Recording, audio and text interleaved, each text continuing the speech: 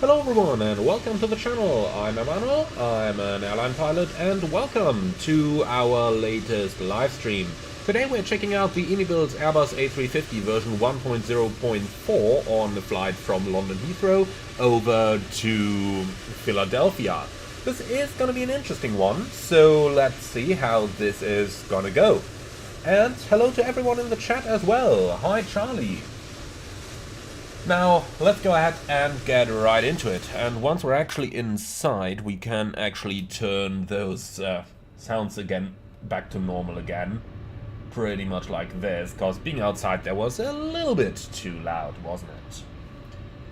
Okay, cool. So, that's that. Now, interesting comments down there. Aviation dude. We're not going to Sao Paulo, we're going to Philadelphia today. That's what we're doing. Alright, so let's go ahead and get that ready. And no, this is not pre-recorded, guys. What makes you think that? No, this is actually live. Okay, I know what makes you think that. We didn't do live in quite a while. Alright, cool. So we're in the A350 over here. And again, we did have a good load of updates recently for the A350. So we are going to go over a couple of them. Of course, a few things are still not fixed, such as the windows being too large over here. That's, well, probably going to be one of the things that I'm not so positive about getting a fix for, because, let's admit it, that would mean remodeling pretty much the entire flight deck over here, and I'm not 100% sure they are going to do that.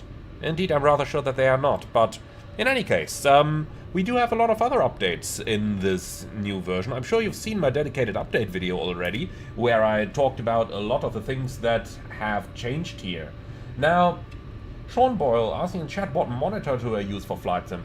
To be completely honest, I don't even know for sure. It's a 42-inch, that one I do know. But for the rest of it, yeah, I just bought the cheapest 42-inch that I could get, you know. And that's it. Swisspit, grazie. Nice to see you in the chat here. Now, before we start going into our actual flight itself, let's quickly go over the changelog one more time so that we know what we're looking out for today. And we can find that one in the INIBUILDS forum. And down there you've got the FAQ. Down there you also have things such as the changelog. So let's go ahead and have a quick look over there. And here it is. So in the INIBUILDS forum and the updates page over here, you always get the latest updates and the changes that they've done. And down here you can most importantly also find the changelog, over which you really have a lot of different things that we're going to watch out for today.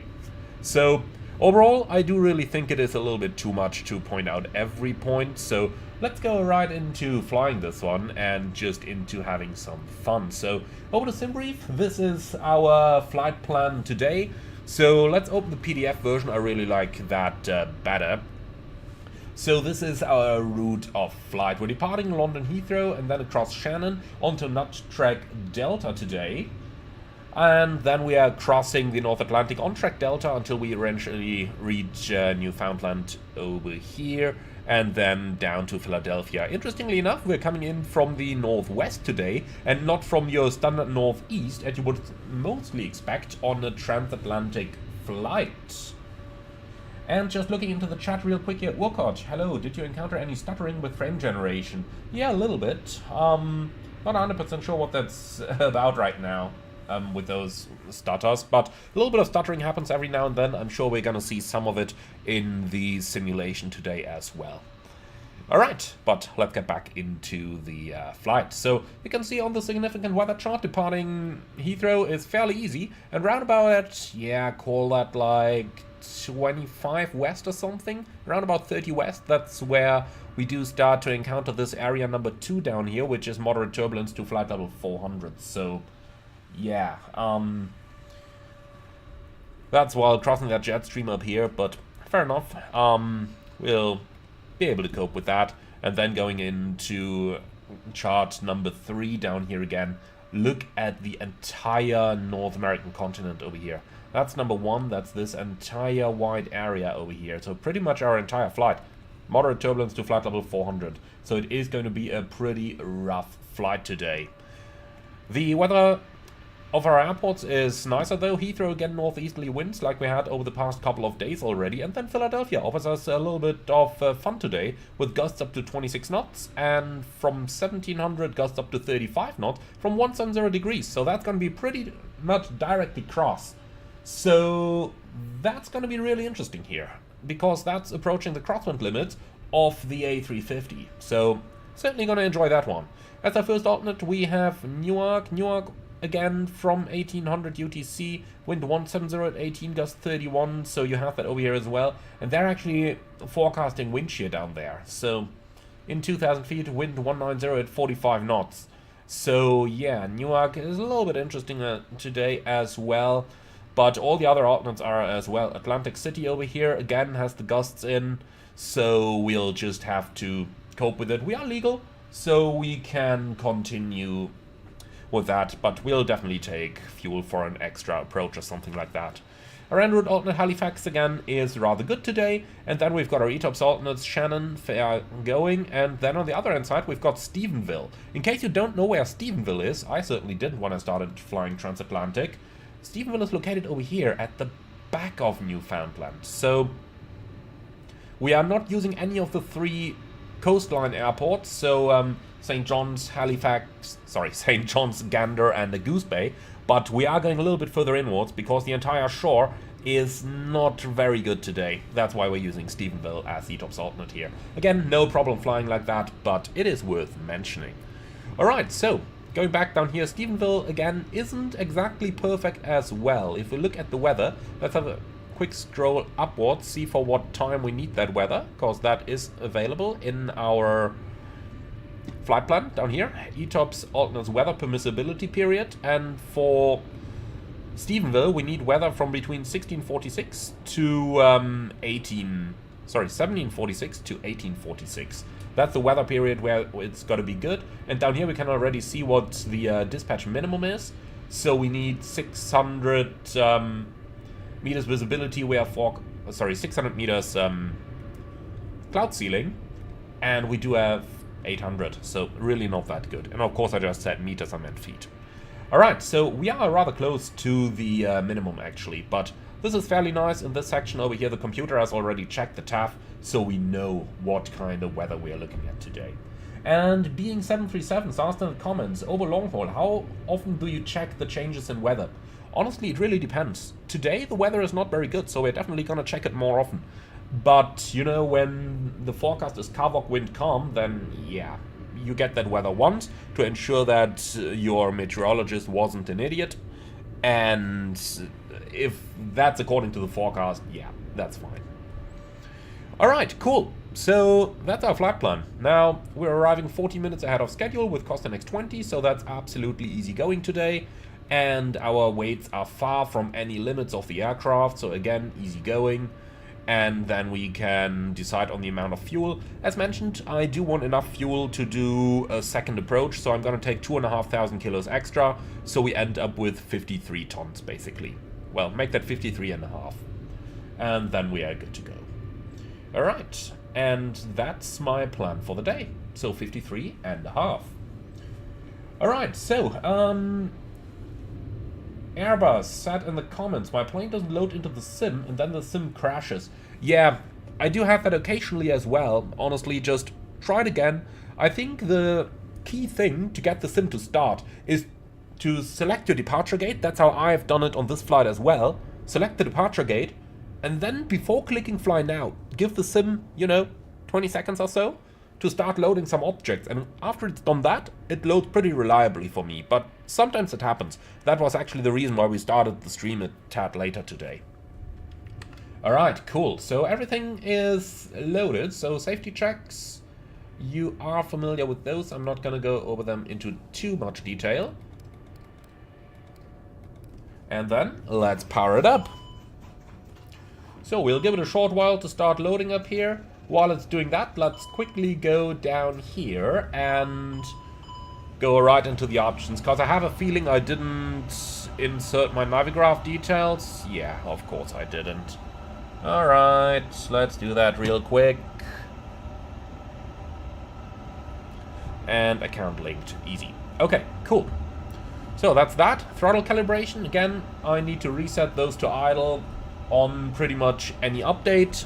I know a couple of you have found some workarounds, but let's not get into those too deeply, because INIBUILDS doesn't want you to do that. Alright, then let's import our weather down here, and then let's go over into the menus. Now, I tend to say we should already be done with our catering by now. So let's go ahead, import the figures over here, and we'll insert the 0 fuel weight. Then let's also go with the fuel 53.5, set fuel. And now that that is set, let's go down here, get GSX, request boarding please. Alright, cool. So, while that's ongoing, let's see if they're connecting the jetway. Yes, they are. By the way, in terms of scenery, we are using INIBUILDS Heathrow Premium, which is pretty cool actually. I do like it quite a lot. Charlie M, am I using Auto FPS mod? No, I'm not. I'm just using my standard time acceleration. My standard frame generation from my 4090 over here. And that's all that I'm using. Alright, so the airplane has powered up. Then let's just turn those batteries back off again and cross-check the voltages up here. And that is looking okay, so power is coming back on. IRS is 1, 2, and 3 going on. And then let's go down here, do the recall. Hold that for 3 seconds in time. And release. Okay, recall is normal. Dispatch page isn't here just yet, but that's gonna come at a later point, so get that into your flows. And then we can do the fire test, which is looking and sounding good. So let's get the APU started so that we can get it nice and comfy for our guests.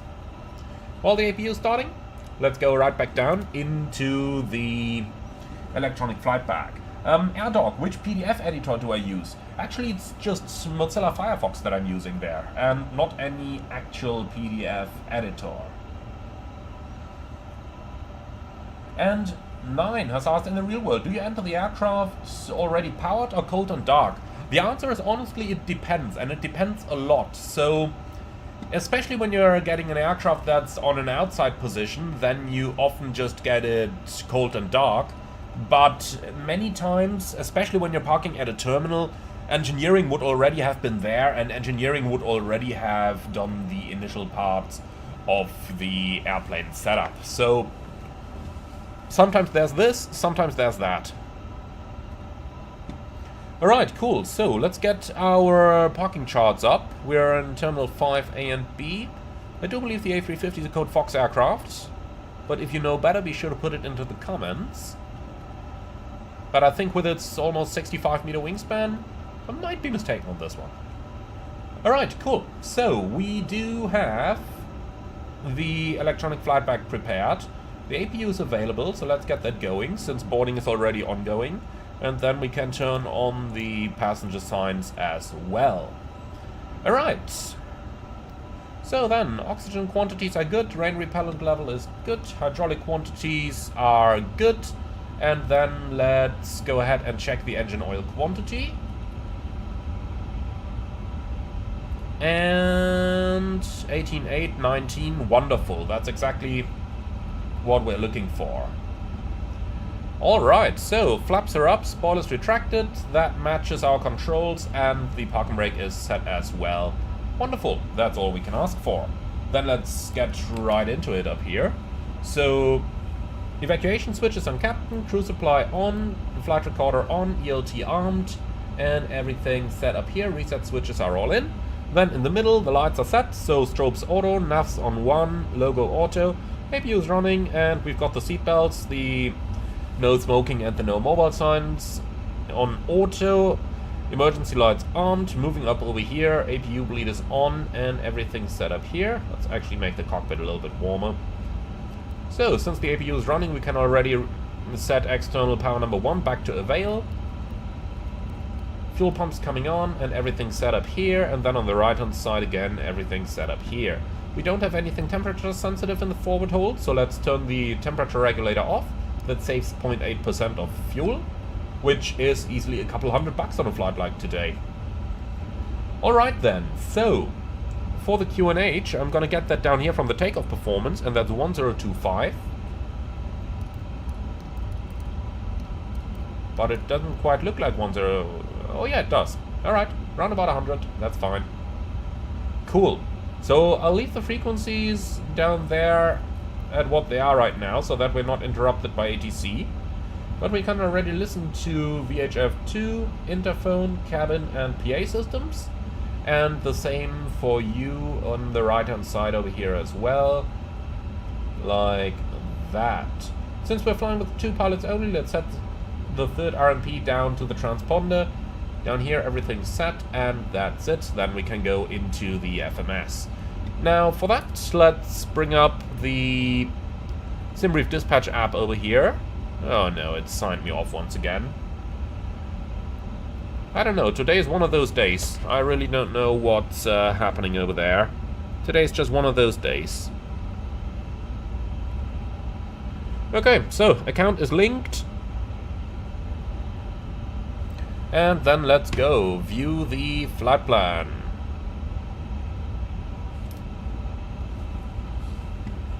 Hey Metal Eye, hi Scorp, nice to see you two on the live stream over here.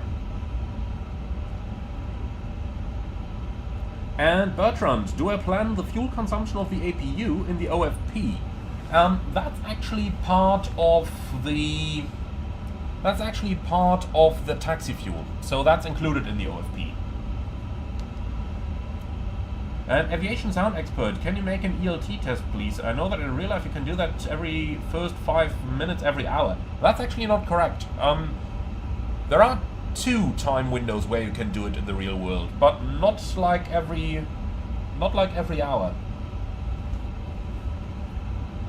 Sud Hanshu, I'm afraid for issues like that, you've just got to contact the official support, please. They're going to be able to help you. Alright, now into the FMS. 350-1000, and the database is out of date. Okay. So let's fix that as well. It's always the same thing. You do those updates, everything seems fine, then you get into it, and there you go. But the good thing is, you can just do all of that stuff from right within the OIS now, and that's really cool. So, you know, in the old days of flight simming, when these things wouldn't work, you just have to go back to, close the simulator and stuff. Nowadays, all these things work just fine. So, here it is, cycle 2502, revision 3, and that's the current one. Elizabeth, hi, nice to see you in the comments. Alright then, so let's update that again. So over to init, back to aircraft status, and here we go. Now we have the current enough database. See, that's why this check is so important. So easy to forget this. And once you're in flight, when you change the database, then it's gonna delete the entire contents of your FMS, and you'll have to redo all of that. Now that's not impossible to do. You can actually do that. But the question is, do you want to? And an easy check during your pre-flight procedure is absolutely gonna prevent the necessity. I'm a huge fan of that.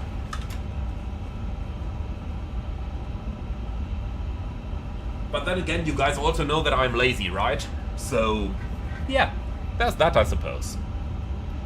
Cool, so receive flight plan and insert that, please.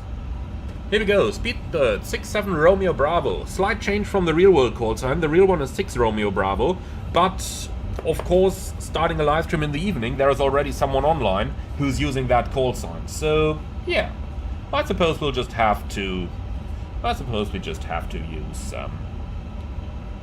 our own one then.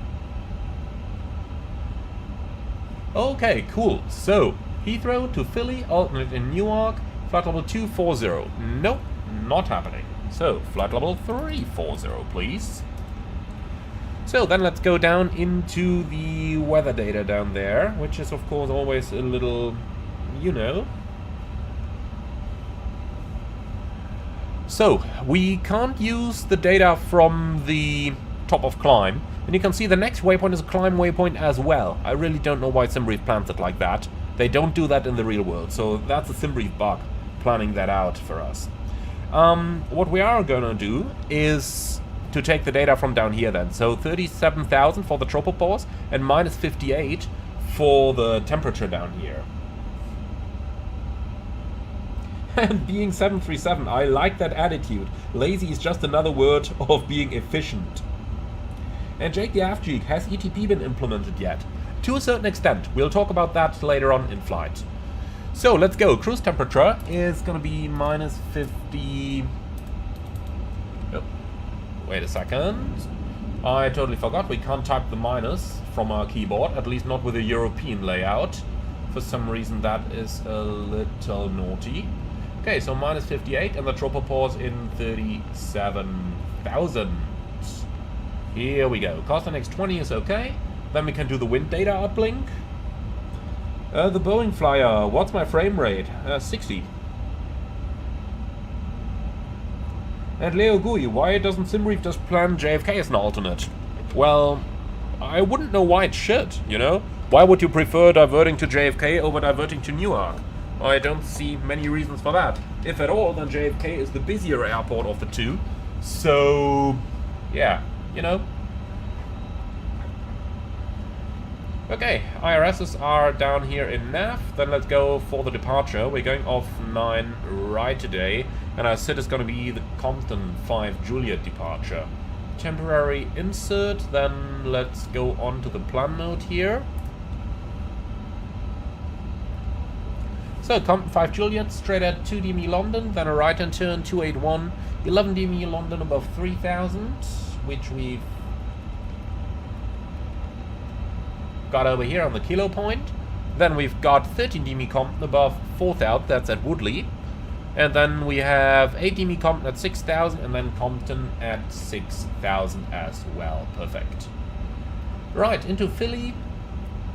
When I did my pre-flight preparation, they had runway 27 right active, according to the VATSIM ATIS. So let's select the ILS approach runway 27 right.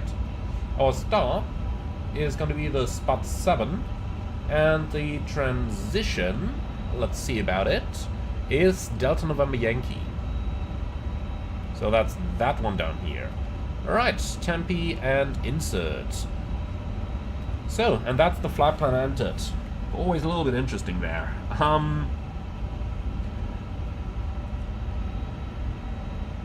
Say Toga asking, which side stick do you recommend?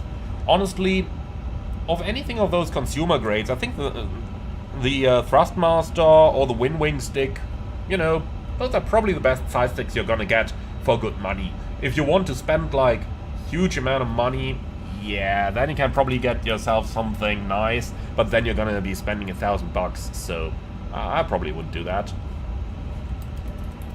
Especially, wait a moment, I typed that wrong. Compton is Charlie Papa Tango.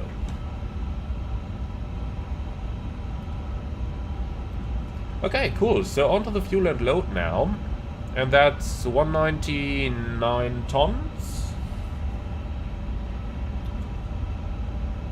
Banana, thank you so much for the 40 Indian rupee donation. That's much appreciated. Is the cockpit windscreen double layered like the cabin? No, it's not. It's actually some 15 layers or so, depending on the airplane really. So the cockpit windscreen looks like a single screen, but that single screen is made up out of a lot of different layers. And I think it's some 15 or so, but I might be wrong. Especially on the A350, I might be wrong about that. I think on the 737 it was 15, might be a little bit different nowadays, but therefore it's not double layered. And the reason you got that double layered in the cabin is because the inner one is just some plastic cover. And yeah, passengers do strange things, but pilots, yeah, you know, we normally say that we are decent people, so we know how to protect our windows. But you can nicely see it over here. So this is how strong our window is. So you don't need it double layered like in the cabin, because you don't need such protection. Alright, cool. So back onto our flight plan. Zero fuel weight is 199. So 199. Then we have no CG information just yet. And the block fuel 53.5. Right, passenger numbers, we're gonna get that later on, and taxi fuel 600 is okay. Then let's have a look at the alternate and the final reserves. And let's also make use of that lovely little feature down here to actually get our text a little bit larger. Okay, so alternate 2.7, final 2.6. So 2.7 and final 2.6. Alright, route reserves are going to be 3%, and then all we got to do is to enter our takeoff data. Sit down on the takeoff performance. Now I'm being lazy. Let's get it from here and send to FMS. And confirm that. Alright, so engine out is going to be 1600. Here we go. So position monitor, EGLL09 right. Like that, and then onto the data page. Waypoint, new waypoint. That's going to be LHRX2, which is the emergency waypoint for this one. Departing Heathrow, runway 09 right, on a bearing of 089er, runway track basically, and going straight ahead for 25 miles. And we're going to store that one. And now onto the secondary flight plan. Import active flight plan. Insert next, and that's going to be the waypoint we just created. So Heathrow X2 with the holding over there. And 1 minute lag time is sufficient. Alright, cool. So new destination, London Heathrow, in case we need to do an immediate return. Like that, and then we can go on a Heathrow, runway 09, well, probably left for the landing then. So let's select that down here, and that's everything also set. Okay, that's our basic setup for the engine out sit. So let's go right back down into the active flight plan, please. Here we go. So, flight plan info. Then we need the fix info. And over here we're going to draw the extended center line. So Heathrow 09 right. And radial 089. And then fix 2 is going to be the engine out waypoint, LHRX2. Enter. And that's that. So then, back over here and onto the revisions panel and step altitudes. So let's go ahead and have a look. Our first step should be right at the beginning actually. So 360 over at Falca. And I tell you what, if you look at this, Falca is 18 minutes into the flight. Yeah, we go 360 straight away, no matter what you say. And yeah, you should be in minus 58, and you should be on 37,000 then. Alright, so let's go ahead and insert that wind uplink, and we'll just do a new one as well, since we've entered a new altitude. And yeah, clear that. First things first, we enter the step climb, then we do the wind uplink. So, flight level 370 at Tobor, and then 380 at Saxon. So, Tobor, flight level 370, and Saxon, flight level 380. Like that.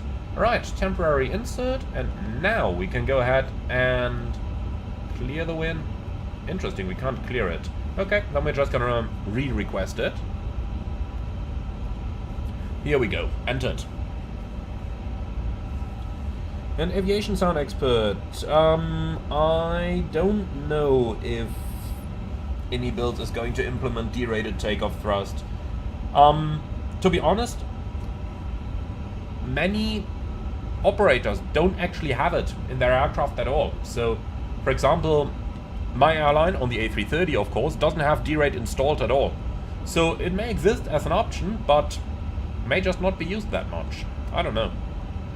Alright, cool. So, fuel and load page, and if we look at this, extra minus 0.1, wait for it, let's insert the correct reserves again, that for some reason resets itself all the time. Here we go, 8 minutes, 800 kilos extra. Again, that is going to become a lot more once we're in flight, but we'll just take it like that. And Bruits Mo, can we set rainy weather? Want to see if the rain shows on the windshield. Yeah, I saw a couple of reports that said that it wouldn't. But okay, be my guest, we can do that real quick. So, custom, turn off live weather, and let's do rain. It's not actually raining at all, look at that. I'm looking outside, I don't see any rain. Not even just missing from the windshield, but missing like everywhere. There is the rain. Yeah, strange. Let me see. Can I force that a bit stronger? Let's go to maximum here. No. I mean, we don't see the rain on the windshield right now, but also look at this. Well, there is some rain. But we don't even see raindrops at all. That's confusing. Okay, well, so be it. Let's go back to live. And look at that, now we have a lovely wet apron texture. I like it. I like it.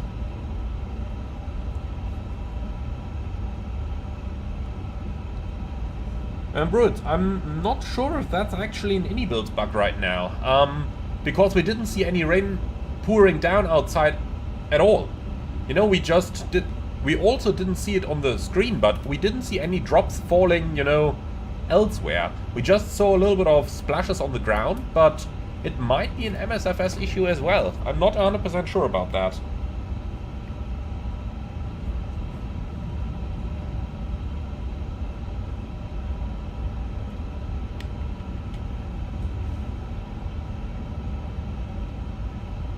Okay, then there's that part.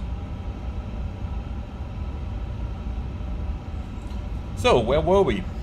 I think we were just about ready to do the briefing, but before we do that, let's quickly go down here. ADSC connected, message record is erased, then let's go to D8s and do a weather update. See if we get any ATIS from Heathrow here.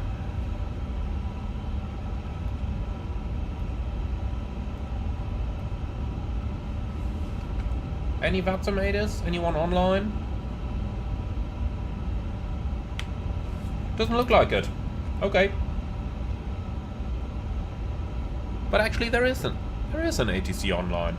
Why are we not receiving his ATIS? There is a tower controller online.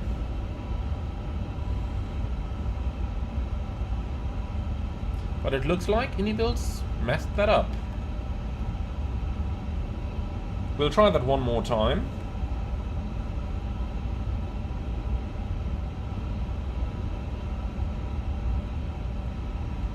But it doesn't look like it. Alright. Well, bug report. Oh, here it is. Interesting. We were at none before, and it didn't show us anything, but here it is. So that's right. Okay, arrival 9 left, departure 9 right. That's as expected. Transition level 70. Delivery and ground closed for start connect tower 118505. We can tune that. 118505. I don't want to switch it active just yet, so that we have a little bit more silence. Weather itself's looking good. QNH 1024. And 1024. And you will obviously get some data as well down here.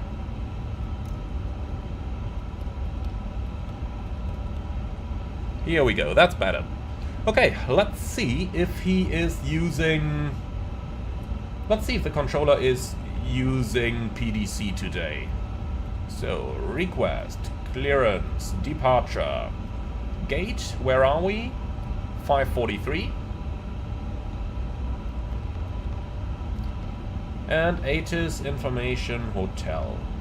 A350K, destination Philly, departure Heathrow. That's looking good. Transfer to mailbox. And send. Alright, cool. So that's entered. While we're waiting for the clearance, let's go ahead and request... What's that? TCAS standby. That is not a TCAS on standby, my friends. Definitely not. Screenshot taken, bug report inbound.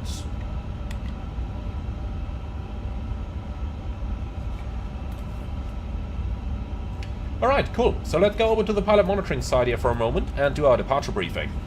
So we're going off Heathrow, runway 09 right via the Compton 5 Juliet departure. Initial is 6,000 and the MSA is 2,200. Extra fuel and time, we have 1 extra go-around on board. Okay, cool. No hotspots for the taxi routing.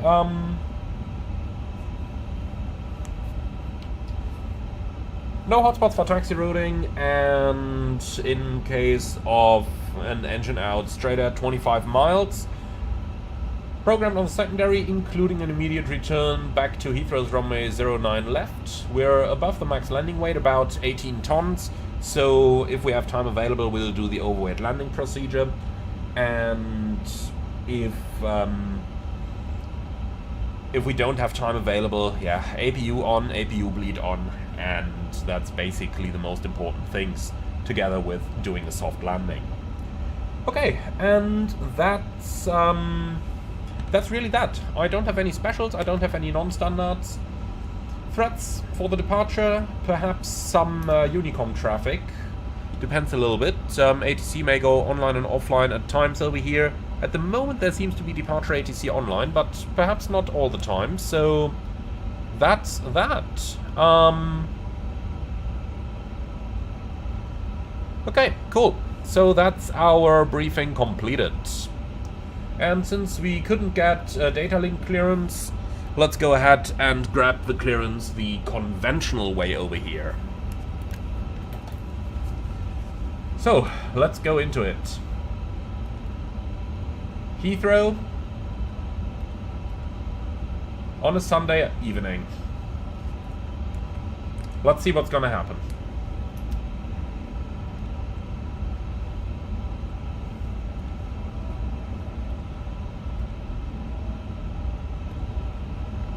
You're number 2 for clearance, I'll call you back.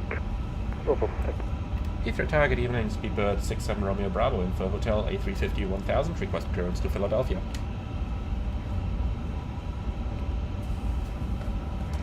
Wizz Air 46, stand 505, aircraft type A320. Oh yeah, here we go Information again. Bravo on board. Here we go again. QNH1012, requesting... Please do it slower. 1024, and do it more often if you don't get an immediate answer. Clearance to Cologne as filed. Wizz Air 46, hello, cleared Cologne, Detling 1 Juliet. And he's giving the Wizz Air the clearance. 501. Squawk 7501. He's getting the clearance. Wizz Air 46. From the Detling Delta Echo Tango 1 Juliet departure. And there we have the standard Watson problem. If you go by any real-world standards, this wind is 040 degrees 7 then yeah. Speedbird 1 to Papa, surface wind 040 degrees 7 knots 09. If you just go by any real-world standards, you're lost. Alright, I'll tell you what. Let's try that again. For some reason, I think ATC hasn't heard us.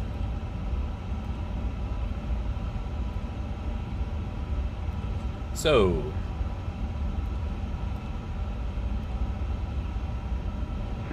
Tower A3 Yankee, ready for taxi. Speedbird 8 to a Yankee, Yankee hold November Bravo 11. Yankee hold November Bravo 11, A3 Yankee. And everyone's talking over one another again. Wizz Air 46 requesting push and start.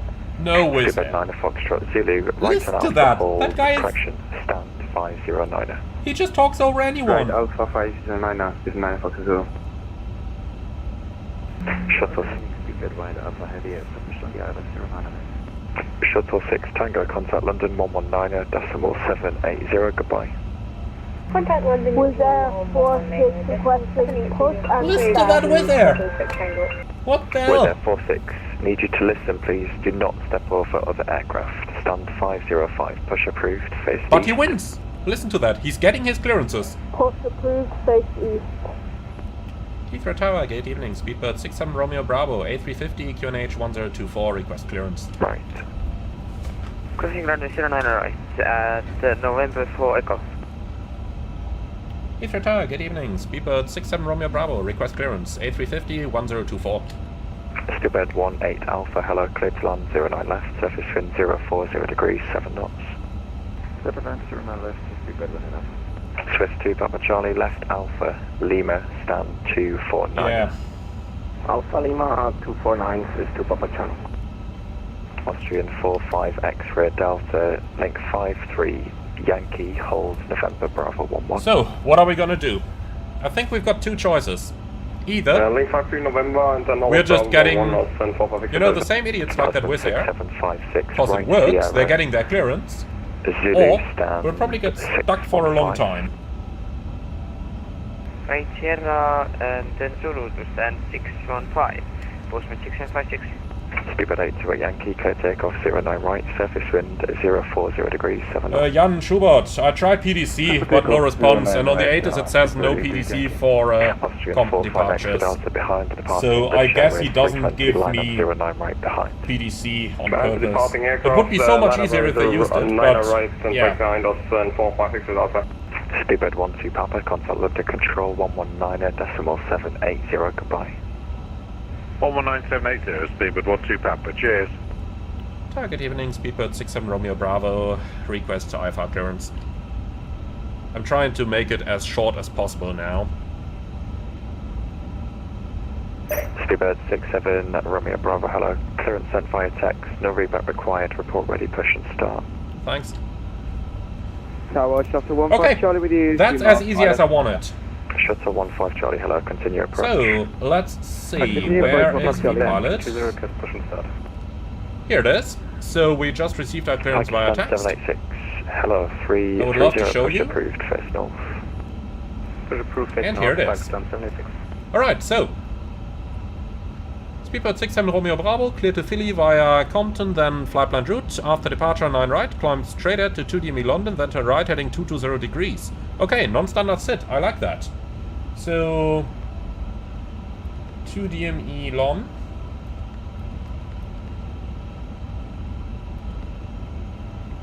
And then heading to 220. Shuttle 15 Charlie, surface wind 040 degrees, 7 knots, 09 left. Okay, over here, and here we go. Good landed on Very, left, very 15 nice. Charlie. Speedbird 18 Alpha, right Alpha, link 58. Okay, Bravo, cool. So, stand heading 534. will be 220.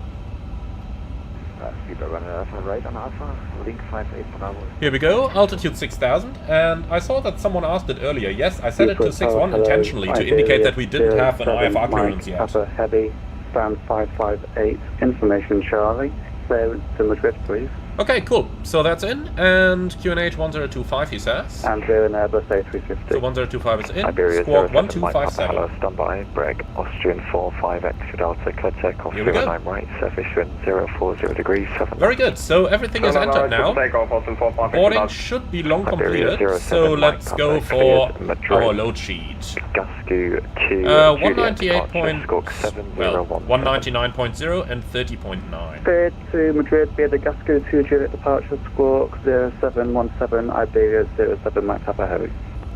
Iberia 07 Mike Papa, correct. So, 30.9. Here we go. So, passenger number is 330. I like that one. Don't ask me why. Okay, cool. 53.5 is correct, and extra fuel 10 minutes is correct as well. So, very good. Then let's go ahead with the before start checklist down to the line. Gear pins and colors, removed. Fuel quantity, 53,400 kilograms. With Air 46 requesting Balanced. taxi. Takeoff data set. Was Air 46. Barrel right, ref, QNH Alpha, hold it, Alpha. 1025. Before start checklist complete, down to the line.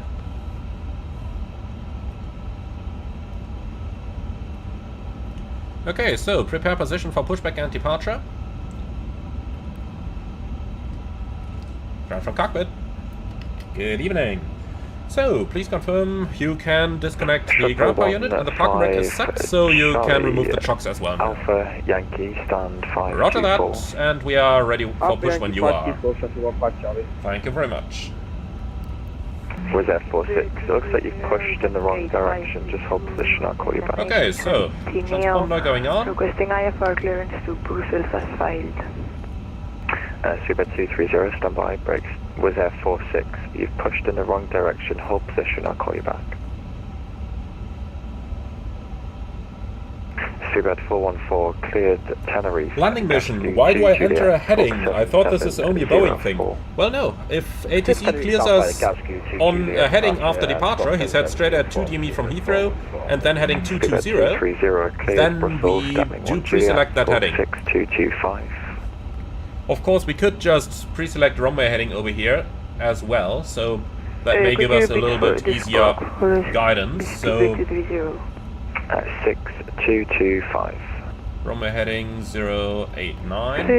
Via to that 1 QD What's the heading back doing? Okay, let's turn that off and on again. 225. Here we go, and then 089. Speedbird 230, correct. Brake Austria 45 X-ray Delta, contact London Control 129.430, goodbye. 129.430, 4745 Delta Servus, goodbye. Okay, cool. Speedbird 67 Romeo Bravo, request push and start. Speedbird 67 Romeo Bravo 543, push approved, face south. 543, push approved, face south. Speedbird 67 Romeo Bravo. Okay, before start checklist below the line. Virgin 19 Zulu, ready for taxi. Virgin 19 Zulu, Doors. left echo, right Cabin crew, on Bravo, flights. hold Oster. Left echo, right Bravo, hold Closed, Oster. park and brake, set, before start checklist complete. So, ground flight. Push, start approved, on to Charlie, facing south. If you will, please open it. So, facing south, here we go. Cool, release brakes. Brake released. Thank you, start the pushback and stand by for engine start, please. Standing by.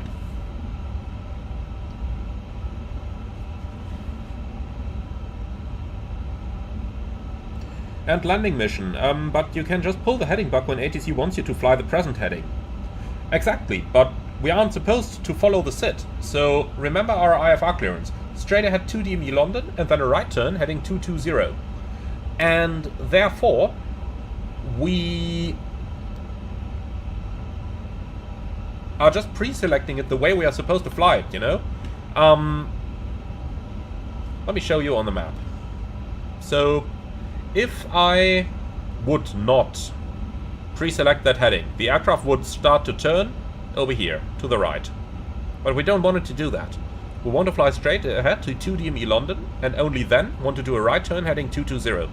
For this reason, by pre-selecting the heading, the aircraft is going to maintain that heading until we change it. And, well, that's what we want to do today. Remember, we are not cleared on the SID. We are cleared on runway heading 2000. Runway heading 2 miles, and then the turn. Pakistan 786, left. Okay, cool. Bravo, So, left echo. ground flight, starting Right, engines Bravo, 1 and 2 in that hold sequence. Oster. Left onto Bravo, then echo, So, right on 1 Bravo, minute again, hold time. Oster, Pakistan 786. Was Air 46, straight ahead. Osman from Salim November Yilmaz, Bravo hi, good evening. 10, Can you explain what the blue half square on the nav display degrees, is? 7 knots. Yeah, absolutely. Let's just commence engine start here to get everything running. So, Was Air 46, you with me? probably can't see that. Oh yeah, we can see it on the FO display right now. Okay, can you listen please? So, from November that Bravo square up 10, here clear takeoff 09 indicates right, surface the range 040 of degrees, your 7 knots. vertical display down here. Take And off why is there a 09 marker for right that? with Because the 46. maximum range of the vertical display is 160 nautical miles. The maximum range of the nav display is 640. For this reason, at ranges of 320 and 640, you will see that this blue thing comes closer, depending on what the actual range of the display is. Bravo, cleared Lima Tango Foxtrot, Mike, Detling 1, Juliet departure, squawk 7270. Okay, so pushback complete, set brakes. Brake set. And we have a good start number 1, start number 2. Clear 2. So, avail is showing. Engine 2 start. Turkish 9 Golf Bravo, correct.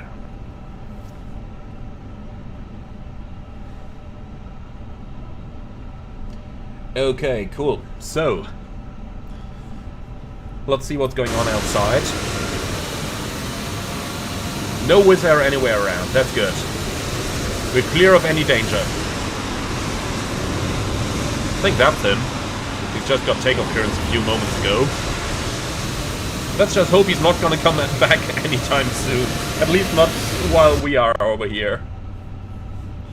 That's why I'm always telling new people to practice on smaller airports.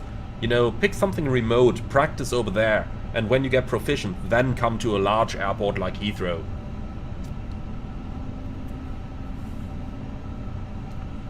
Okay, cool. So, we've got 2 good engine starts. You're clear to disconnect. Pin on the right hand side. Please have a wonderful day. Bye-bye. And both engines are avail.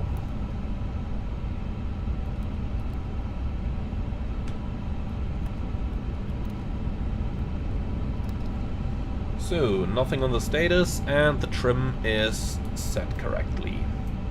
So, there's the ramp agent holding a pin in her hands. Wonderful. Alright, cool. So, after start checklist, please. Anti-ice, off. After start checklist, complete. Speedbird 67 Romeo Bravo, request taxi. Speedbird 67 Romeo Bravo, Charlie hold Charlie 1. Charlie hold Charlie 1, Speedbird 67 Romeo Bravo.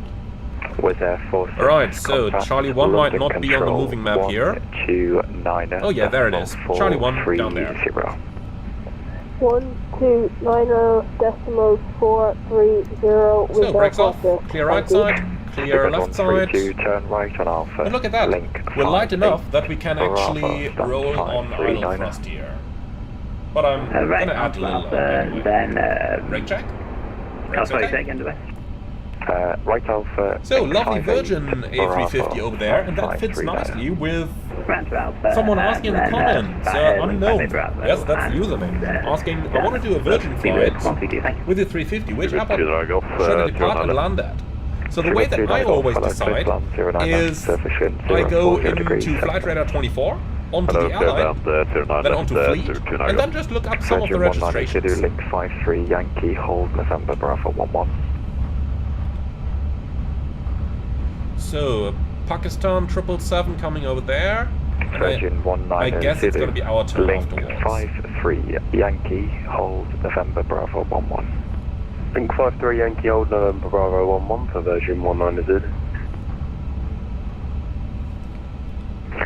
Speedbird 67 Romeo Bravo, give way to the Pakistani 777. Then taxi right Alpha, hold Hawker. After the Pakistani 777, right on Alpha, hold Hawker, Speedbird 67 Romeo Bravo. Cool, so we are behind him, then to the right, then we don't have Golf Bravo, a working chart, that's wonderful. Face off, push approve, and Turkish 9 And Hawker, Pakistan it's actually not there, that's Bravo, so we go straight ahead, the second right, on an Alpha, and then hold Hawker down here. Hold short November Bravo 11, Pakistan 786. I have a feeling he might want to put us onto an intersection. Castle 239, hello. So tell you what, 3351 meters, November 8. Speedbird 220, ready for push and start.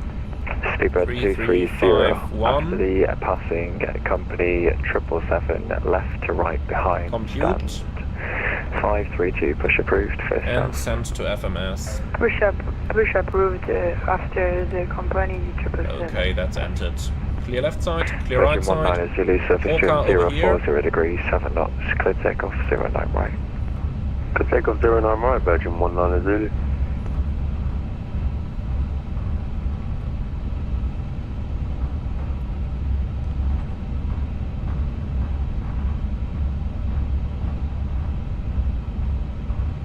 Small stutter while we're going through the turn here.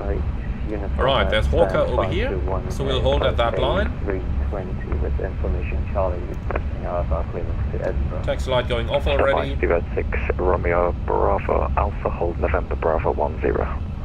Speedbird 6-7 Romeo Bravo at Alpha hold November Bravo 10. Speedbird 2 Okay, so Golf, November Bravo 10 right is the second Alpha, to the left. Link 5-8. I'm just going to keep the November Bravo. 8 figures now. Stand Let's see, runway length 535. is 3658 Right, versus that's first link, 3351. Bravo, So we're looking at stand, 300 meters 535, takeoff shift. 290 go, Let's enter thanks. those. Speedbird 6-7 Romeo Bravo behind the departing Virgin 350 lineup 09 right via November Bravo 10 behind. Speedbird 6-7 Romeo Bravo behind the Virgin A350 via November Bravo 10, lineup runway 09 right behind.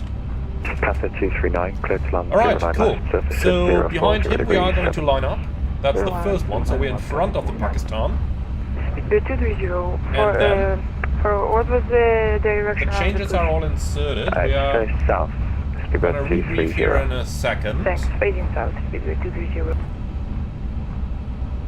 Ether Tower, good So, evening. Center 3 Mike Lima Heavy, speeds published on the 09 left. 148, 151, 156, Center 3 flex Mike Lima, hello, 55 is continue approach unchanged. 09 left. The sit is unchanged, 2 Continue. DME London Center 3 Mike VOR, Lima. and then right Pakistan turn 786 on behind the to departing heading to British 20, Airways from the 350 6000s. on your left hand side, line up 09 Okay, right the behind. 350 is Yeah, gone. departing Then we can British do the lineup. A350 line up and wait behind Pakistan. Cabin crew, prepare for departure.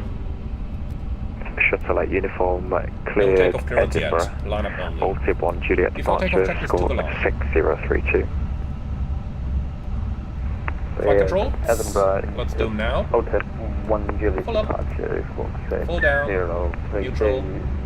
Shuttle 8. Full left. Shuttle at uniform, correct, report your All start right. number. Neutral. We know the rudder works because we could drive some turns. So happy with that. Thank you. Okay, so continue the checklist. Flight controls. Checked. Speedbird Flight 6-7 instruments. Romeo Checked. Bravo, Briefing. surface wind Confirmed. 040 degrees, 7 knots, 09 right, clear takeoff. 09 right, clear takeoff. Speedbird 6-7 Romeo Bravo.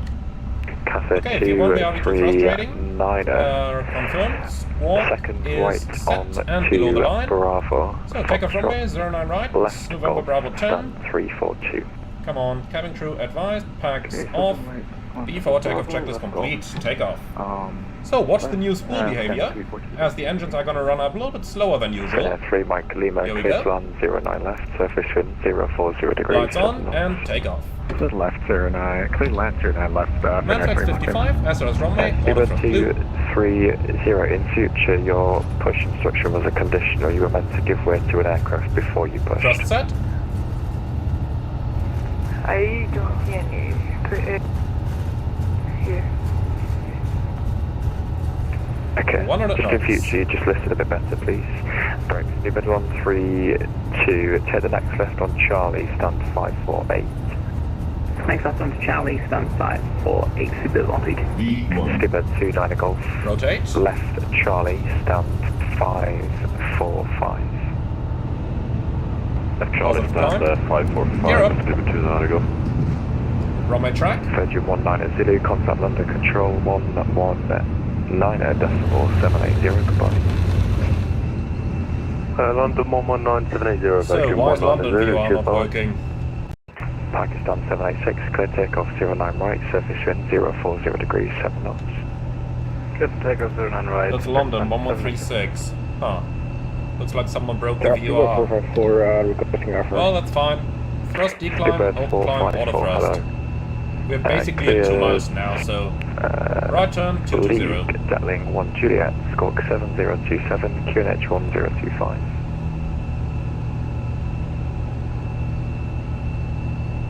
Heathrow Police Station 9 Golf Bravo, requesting taxi. So what are you doing? Don't bank more Speedbird than 454, go ahead with the 30 clearance. degrees, please.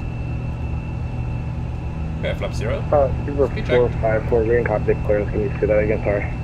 Speedbird 454, cleared lead, Alright, it's Detling busy. 1 Juliet, squawk Autopilot 7027. And you go in a heading mode, please. Clear leading 1 Juliet and squawking 7027, Speedbird 454. Speedbird 454, correct. Brick, Speedbird 67, Romeo Bravo, report the heading to Heathrow Director 119.730, goodbye. 119.730 with a heading speedbird 67 Romeo Bravo. Bye bye. Speedbird 230 ready. Deep throw director, good evening. Speedbird 67 Romeo Bravo Heavy, passing 3000, climbing 6000, heading 220. Speedbird 67 Romeo Bravo, he's a director, turn right, heading 310 degrees. Right, heading 310 degrees, Speedbird 67 Romeo Bravo. Alright, cool. We didn't get any further climb, that's fine. And speed, vertical speed, 2000 to go. Engine NTIs on. And after takeoff checklist down to the line, please. After takeoff checklist to the line complete. That's pretty cool. That's how it's fun to fly, isn't it? 1 way to Whiskey flight level 135. So that Swiss over there, he's got to be the reason why we are Etihad 1 Victor Whiskey Heathrow, not director, here hello, any descent, higher. flight level 80, leave Lambourne, heading 1000 to go. 265. VS 1000. Descent 80 on leave Lambourne heading 265. Etihad 1 way to Whiskey.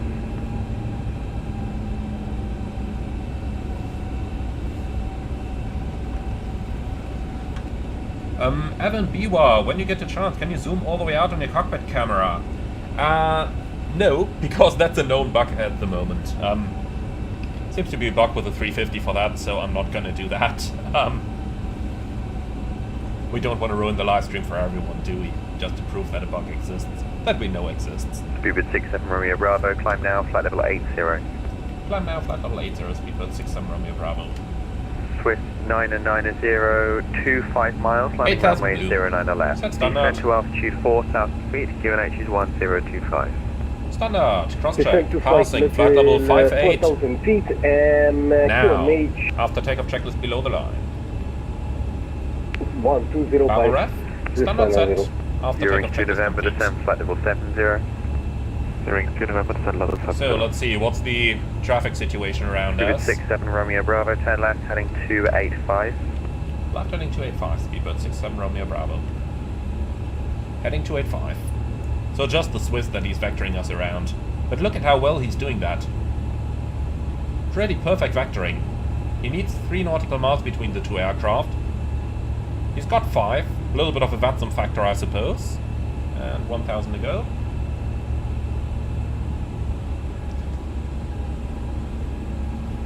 Pretty nice vectoring. They're doing very well with that. Etihad 1 Victor Whiskey after Lambourne, maintain speed 220 knots. After Lambourne speed 220 And match at 007 asking, are you Speedbird 67 Romeo Bravo, report you're heading to London, 129.430, goodbye. 129.430 with a heading, Speedbird 67 Romeo Bravo, bye bye. Serious question. Was that for us? Turn right, heading 360 degrees. No, sounds like an instruction for someone else. Delta 1478, Roger, maintain altitude 6,000 feet. I'm just deconflicting you against another aircraft Hold before I stop. can climb you. Engine RTS No off. worries. We maintain 6,000 feet, Delta 14. Engine RTS off. Within 46, contact Maastricht Halt. 125.980.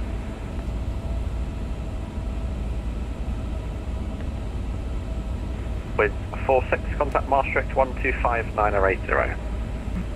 125980 with a 46. Delta 1478, climb flight level 7. Climb flight level 80. So guys, gonna answer some more of those questions as soon as we are clear of the immediate London Delta area. 1478, turn left heading 360 degrees. It's just a little bit busy right now, getting out of 360 here. degrees with Delta 1478.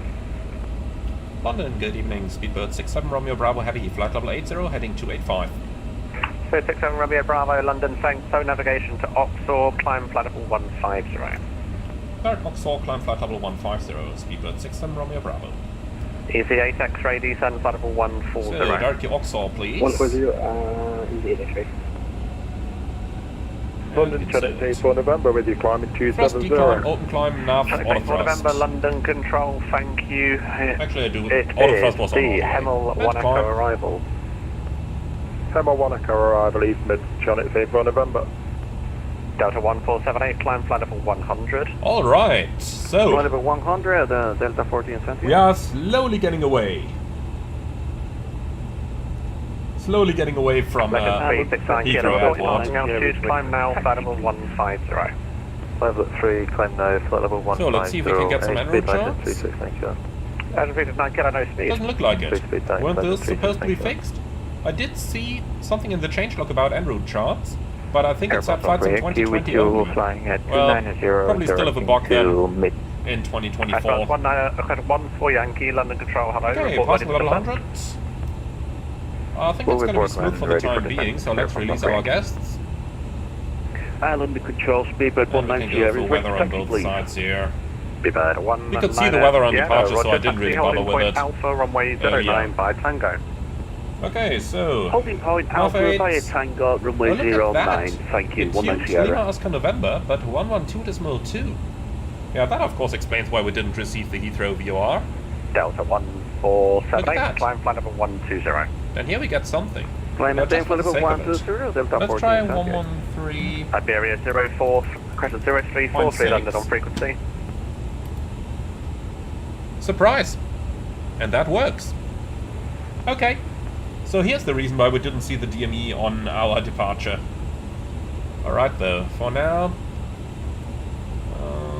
clear that, and clear that.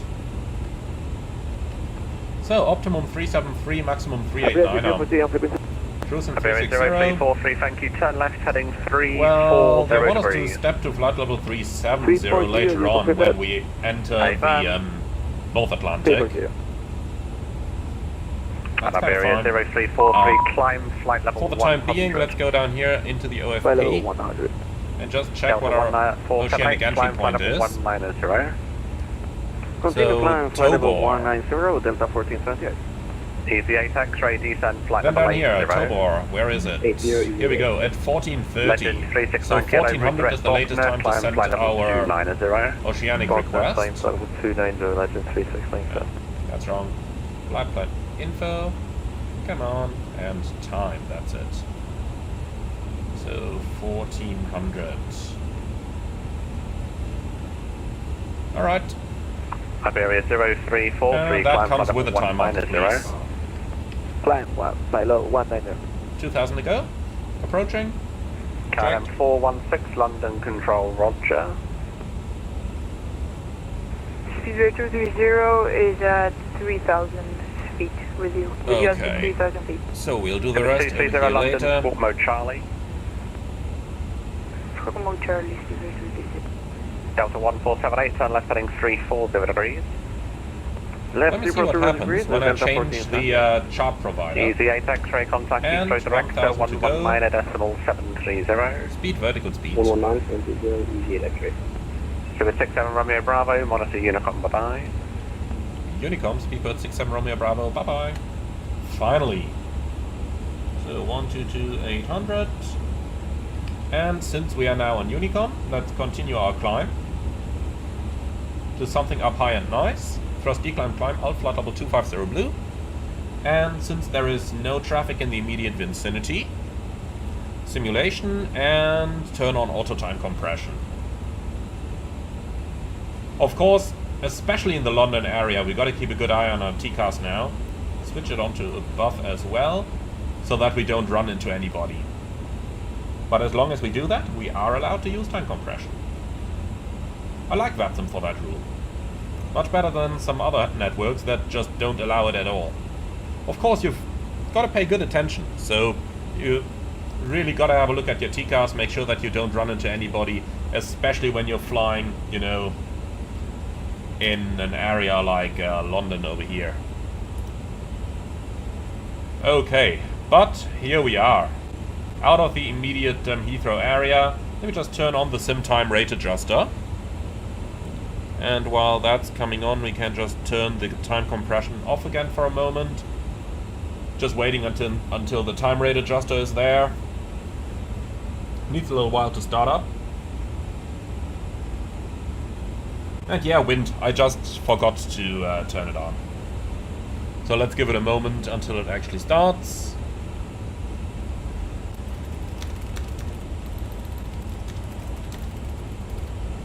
And then we'll speed it up again. Always takes a little while for it to start up.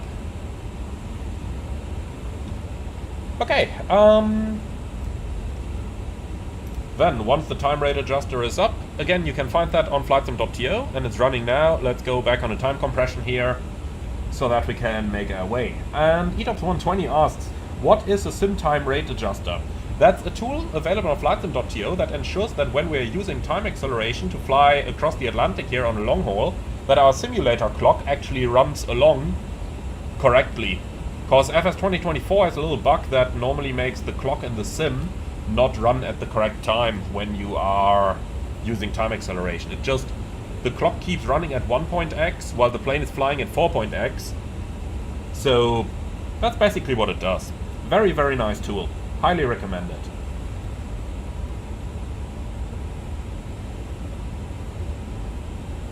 Okay, so, looking into the comments, Spottersm asks, what do you think about the rotation and liftoff? You think it climbs away too easily when comparing it to real-world footage, and the same would apply to the A350 at high weights as well. I think something that we gotta say in general here is that most fly-by-wire aircraft in the sim, that includes the Phoenix, that includes the INIBUILDS, start getting the nose up the moment you turn your side, you pull on your stick. So the moment you pull the stick backwards, the nose starts to lift into the air. That's not how it works in the real world. And by the way, this bumping up and down over here isn't how it works in the real world as well. Let's go to vertical speed. That makes it smoother. So in the real world, the way it works is that you start pulling on the stick, nothing happens at all. And only when you reach about 2/3 of aft stick, that's when the nose starts to come up. And yeah, Phoenix didn't get that right, INIBUILDS didn't get that right. For all of them, the nose starts to come up immediately. But I told INIBUILDS about it already, and they are hopefully working on it. And the guys over at Phoenix know about that as well, so hopefully they will do some fixes for those things in the future. Hopefully.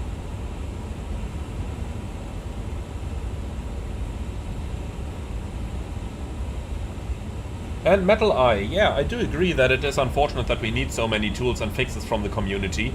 On the other hand side though, I'm pretty happy that we have those things, because they really make life a little bit easier, don't they?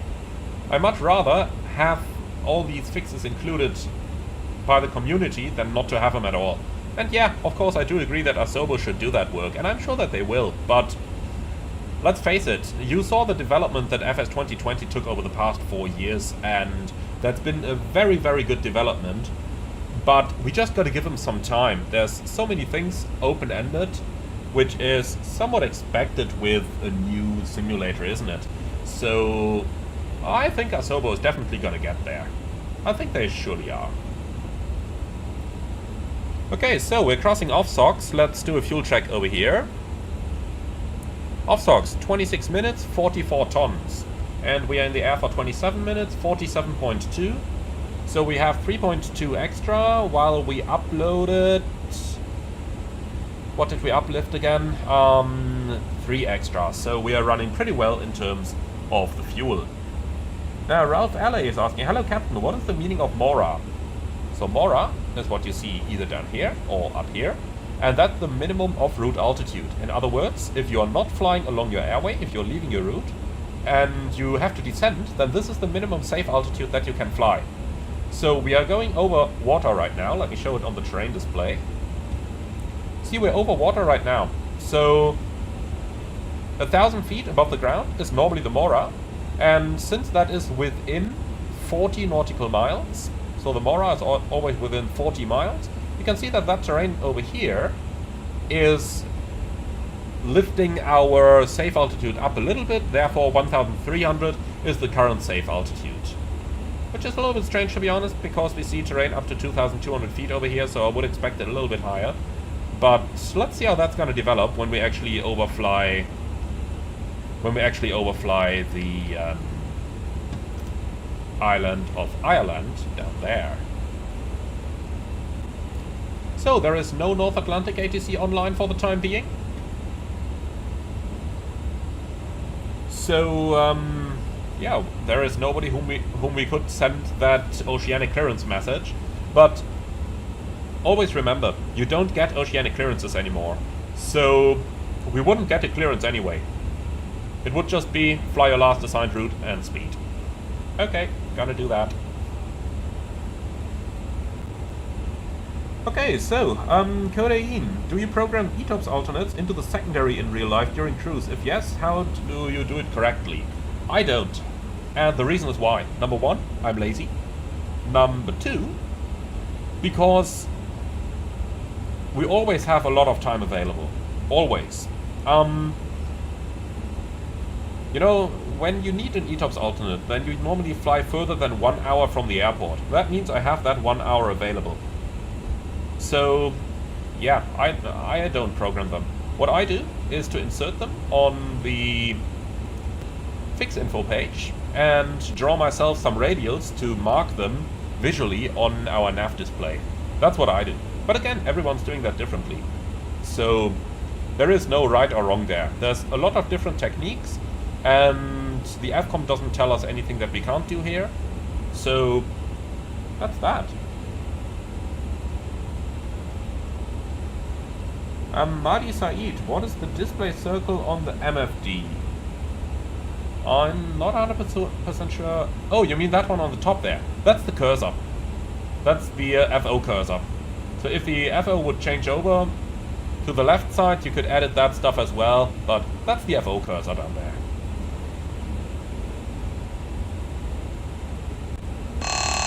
Time marker.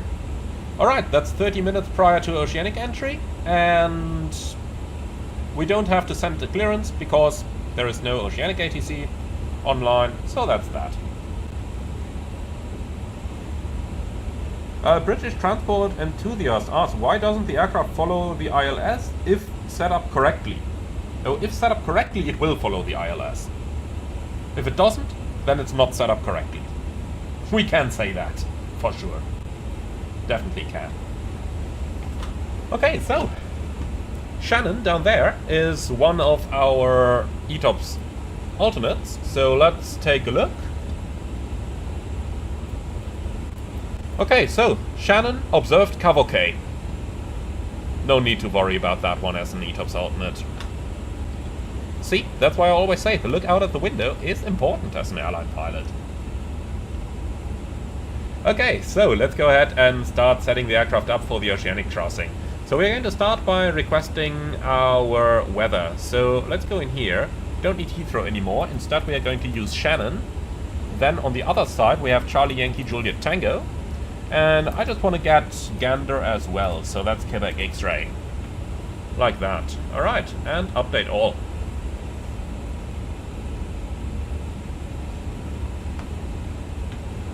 And here we go. So Shannon is very good, as we've just observed. Runway 06 in use over there.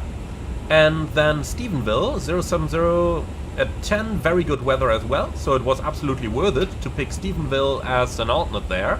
And then we've got Gander, and yeah, Gander's broken 800, so not all that good at the moment, but absolutely flyable. So we can do our standards here.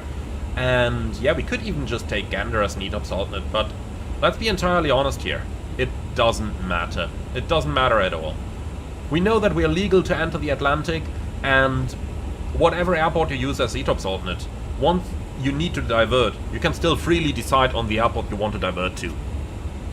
So, Virgin 155 Lima down there, 1,000 below us. We're gonna overtake him in a few moments. Let's also go to TCAS below over there. Shows us Lufthansa 3,000 below as well. Let's see if we can see any of them. Yep, there he is, the Lufthansa. We're a little bit faster though. Bye-bye. Then let's see if we can see the Virgin as well, but he's probably a little bit too far out. Yeah, 15 miles, we're not gonna see him. But seeing that Lufthansa was pretty.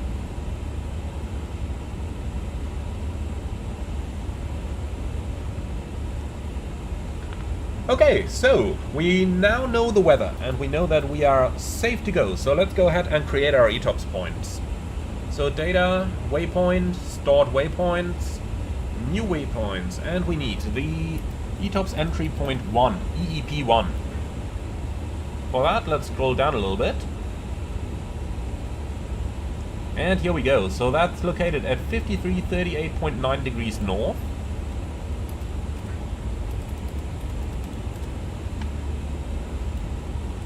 and 2103.9 degrees west.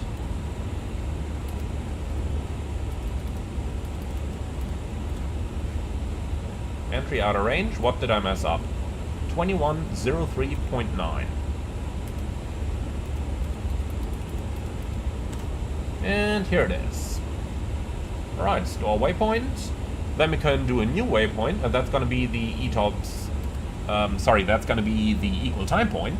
That's between Shannon and Yankee Juliet Tango today.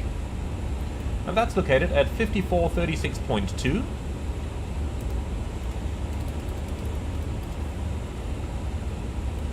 degrees north and 3501.4 west.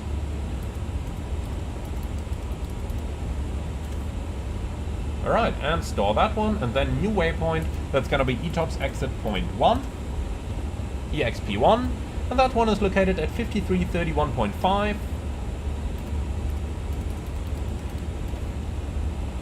and 4530.7.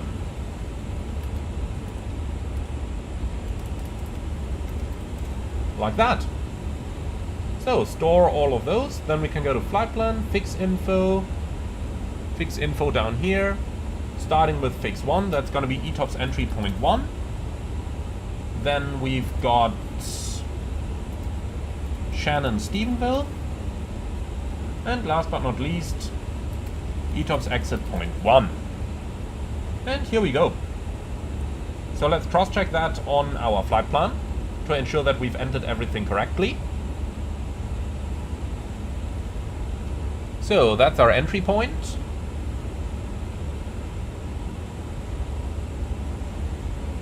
Now let's zoom out a bit so that we can actually see something. So that's the equal time point over there. And that's our exit point over there. All of them are right on the flight plan, so we didn't do any gross entry error. That's perfect. So we are meant to cross in flight level 370, and we can see the step climb over here at Tobor, so let's go up to flight level 370. First declimb, climb, all crews, flight level 370 blue. Now you might be wondering why flight level 370 even though we are flying westbound. Now, easy answer for that one.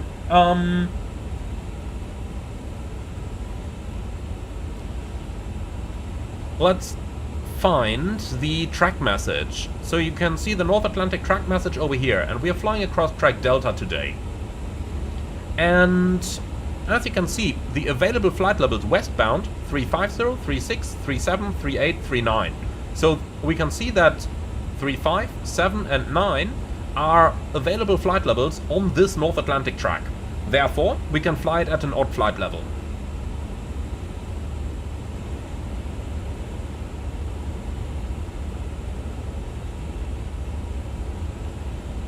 And Metal Eye, thanks, I'm aware of that glitch. Trying to avoid it as good as possible, to be honest. So, that's that part of the flight done. So, what else can we do?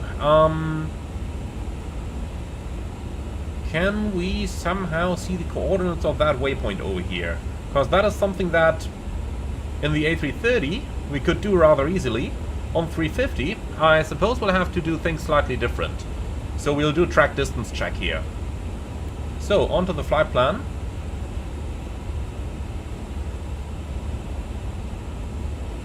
From Tobor to 33.5 north, 20 west.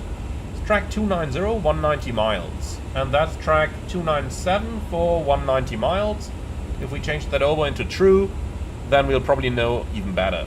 And we're overflying Tobor. With that, we're entering North Atlantic airspace. Time 14:30. So at 14:40, we have to select the squawk to 2000. So let's set a timer. 1440. And oral alert is active. That way we can't miss it. Alright, and then let's go back to the track and distance check. And since we are on the nut already, let's also go slopping.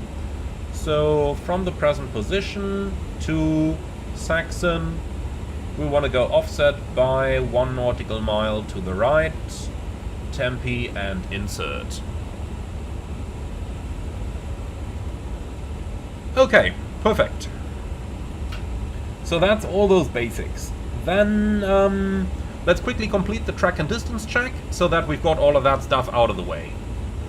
So, from 53.5 north 20 west to 54.5 north 30 west. Track 283, distance 358. And down here we have 283, 357. So that's close enough. Then we continue towards 54.5 north 30 west on track 283 for 358. We had that, didn't we? Let's continue instead to 40 west, 274, 348. And down here, 274, 348, 240 west. And then we continue towards 50 west, which is track 255, distance 376. And again, 255, 376 is cross-checked. And then we continue towards Saxon, track 248, distance 155. And that's cross-checked 248, 155. Small variations can happen, that's nothing to worry about. And by doing this check, by verifying all those tracks and distances, we know absolutely surely that the information we've entered in here is correct.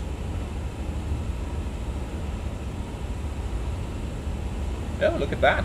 Our Android map is actually loading a bit. Nice. I wonder why now, why not earlier, but... Oops. Time marker. Okay, so 10 minutes past the Oceanic entry, that means we can squawk 2000 now. Here we go. And with that, things are getting a little bit more relaxed now. So we're crossing at 0.85, flight level 370, we're 1 mile offset to the right. The track distance checks are done. Basically all the checks are done. The only thing left to do now is a fuel check. So let's go down here and give me EFOP and winds. So we crossed Tobor at 29, so that was around 1 hour 10 in flight with 42.4 tons of fuel. So up here, Tobor, yeah, 1 hour 10 is pretty good. Shot at 39.4, we had 42.4, so that's 3 tons extra. That's pretty much exactly what we uplifted. Alright, and with that, we know that we are running absolutely fine. And now we can start to sit back a little bit and, you know, start chilling a little bit. Okay, so in that case,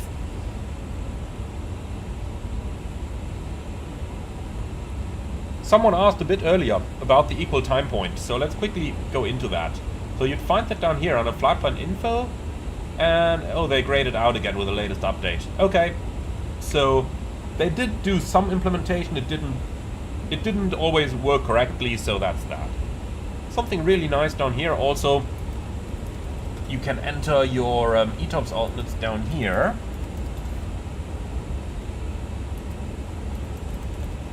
And that way you always know where those airports are. Pretty useful page, the closest airport page. Pretty useful. Well, and with that, we're up and on the way. Oh, look at that. Even you are loading en route charts now. Very cool.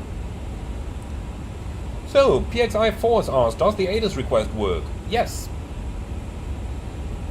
And Richard Oberwinkler, nearest airports also don't update, don't they?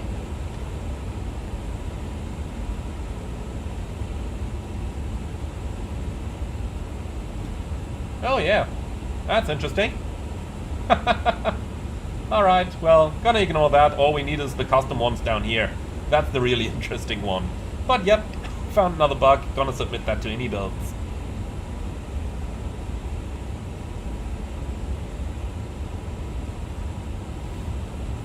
Let's see if we can get the dark version of the charts as well here. Would be really useful. Goodwin, hi, nice to see you back as a channel member, my friend. Hello Emmanuel, I'm wondering for years, how do you have time to be a pilot, have your own YouTube channel and a girlfriend and a personal life? How do you do all this? Can you shed light on that? Of course, so ultimately it all comes down to time management. I think we can say that for sure. So being a pilot and doing a YouTube channel at the same time actually works pretty well. Because being a pilot means that you only get to... Well, you not only get to work during standard weekdays, but you also work quite a bit during weekends. Which in turn means that you are gonna be off quite a bit while others are working. So, you know, being a pilot and having a partner actually isn't that easy. So, if you've got a partner working a standard week, then yeah, you gotta find some arrangements in how to set everything up, and that's not always that easy. But on the positive side, it gives me time to run the YouTube channel, because obviously, if I'm home during weekdays when my girlfriend is working, yeah, that's about as easy as it gets. And then often I go ahead and just pre-record, you know, 6 or 7 videos on a single off day. You know, 3 off days in a row, take one of them, and then just record 6 or 7 videos. And then I'm releasing those over the next week. Actually, I've just uploaded 3 videos to my channel, which are gonna become available for members throughout the evening. Probably once this live stream is finished, because I still have to set up the banners for those videos. And I'm gonna edit another 4 this night, so I have the entire next week covered with nice flights. So, traffic over there, Lufthansa 122, 1,800 feet above us, so we can continue on acceleration. But let's see if we can see him while we're going below him.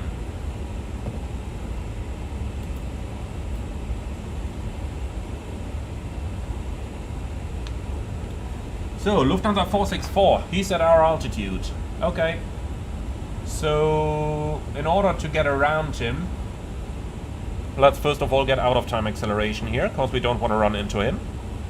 So, time compression off. Then let's think about a solution. So, we've got Lufthansa 464 ahead at our altitude. Then 422 is 2,000 above, so the obvious solution is to climb 1,000 feet. Optimum flight level 382, so we can go up 1,000. Let's do that. So, thrust decline, climb all cruise, flight level 380 blue. I will just do that step climb here in real time, because flights and T-casters can be a little bit too easy to trigger, and I don't want to trigger the T-cast of that Lufthansa 422 up there. So let's go up to 380, and once we're up there, I will engage time acceleration again. And that is how VATSIM wants it done.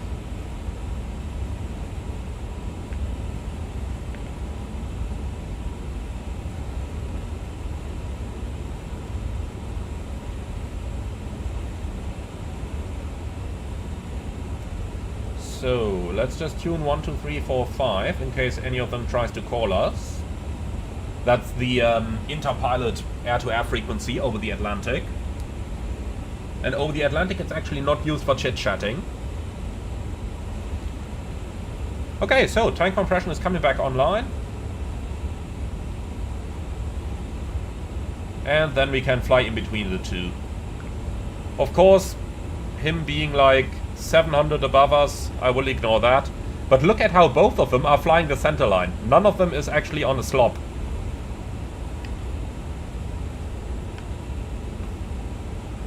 But that is good. Normally what I do in regards to slop is when I'm crossing somebody, then I am doing that always to the right of him. Because that way, if we have a decompression now, we can just turn to the right and start the emergency descent without the risk of running into him. So, where is he? Can't see him anywhere, huh? Where is the other one? Coming up on the left-hand side. Trying to see him. 1 mile to the left. So, pretty much overtaking him now. There he is. Hello. Those 300 feet really are nothing, huh? That was an A380. Nice. Well, then we're clear of the action, so let's get those sunshades back down. And here we go. So, now we can put our feet back up again. And we're right back on a standard track. And Metal Eye, send him an airdrop. Yeah, would love to. Would absolutely love to, but I'm afraid it doesn't work that way. You can barely get your business class passengers on your airdrop, let alone any other aircraft. But that was a very nice ad, indeed.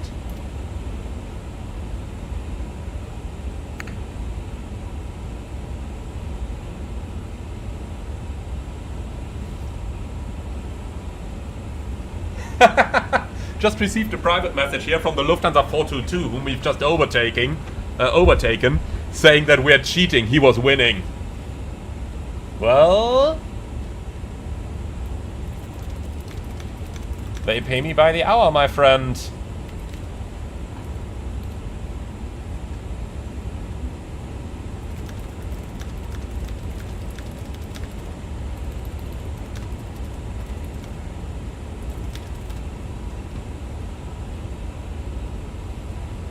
Okay, cool. So, that is that part. Federico, why are we on true north? Because we always do that when crossing the North Atlantic. The reason for that is that whenever overflying any of those waypoints, we need to cross-check the accuracy of our flight plan. So we need to cross-check our track up here. And it's much easier when you do that on true north than if you do it on magnetic.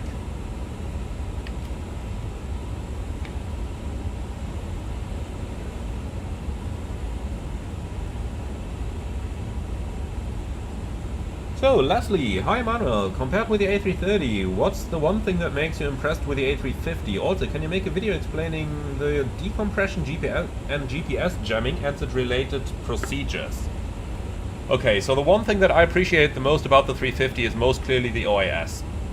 It's just superb to have that available right in front of you, compared to having to look to the side all the time.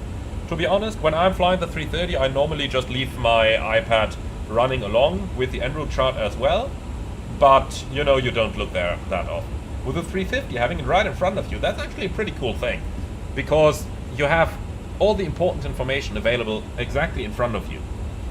Now, decompression is fairly easy. The plane has an automatic emergency descent, so you don't actually need to do all that much. But just in case you don't want to use the automatic emergency descent and you're using the manual one, turn the altitude, pull, turn the heading, pull the speed. And that's pretty much it. Then you just start your emergency descent. Be a bit careful when you are extending the speed brake, because extending them all the way can cause your VLS, that one down here, to come all the way up, and when the VLS hits the current airspeed, then your speed brakes are going to auto-retract, and that's going to slow your descent. So be a little bit careful when you are handling those speed brakes. Well, apart from that, there isn't actually all that much to do.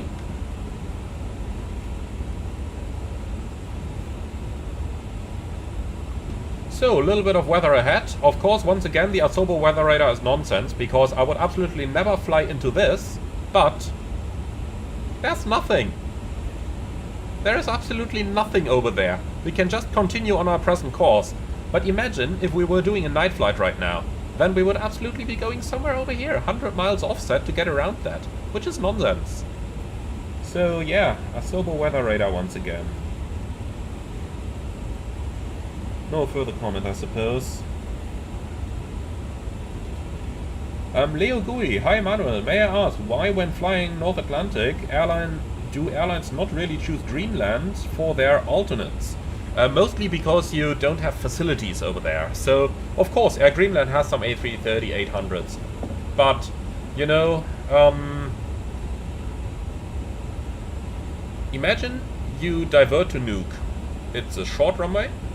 It's not a large city, so it will be hard to find hotels for everyone. And you don't necessarily have a lot of firefighting equipment and that kind of stuff there either. So that makes it pretty difficult. And to be honest, you have so many other alternates available in the North Atlantic. You've got Ireland with Shannon and Dublin. Then you've got Newfoundland with St. John's, Gander, Stephenville. Then up here you have Goose Bay. Then you've got Reykjavik. Then down south you have the Azores. And those are just, you know, better airports. Of course, if you're on fire, you're gonna land there. But remember, ETOPS is always about planning. When you're in the air, when something happens, it's you who's going to decide what you're gonna do. By the way, look at that weather radar. We just broke a black hole into it. Hilarious, isn't it? And of course, there is just nothing over here. In case of a decompression, then we'd have to think. But let's face it, the weather is strange here. And A Beach, did I see the new Meridian to Throttle quadrant from FS Weekend? To be honest, I didn't look at the FS Weekend stuff too much yet, because I'm just busy with a couple other things right now. So, look at, or listen to that, people are actually talking on 1, 2, 3, 4, 5. And Pablo, if during an engine failure my alternate goes below minimums, would you still aim for that alternate or divert to one outside the ETOPS range? I would absolutely go to one outside my ETOPS range.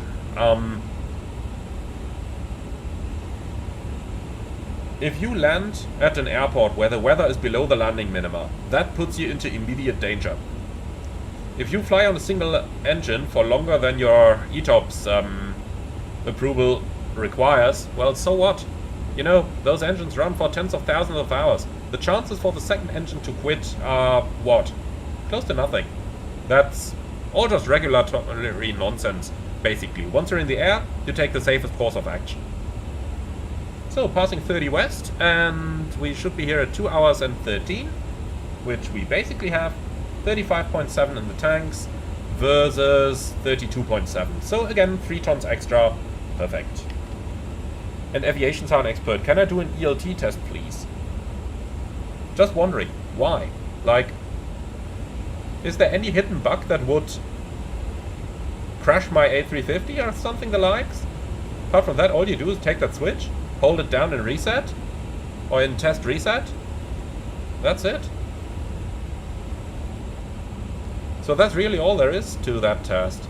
So what exactly would you expect to see?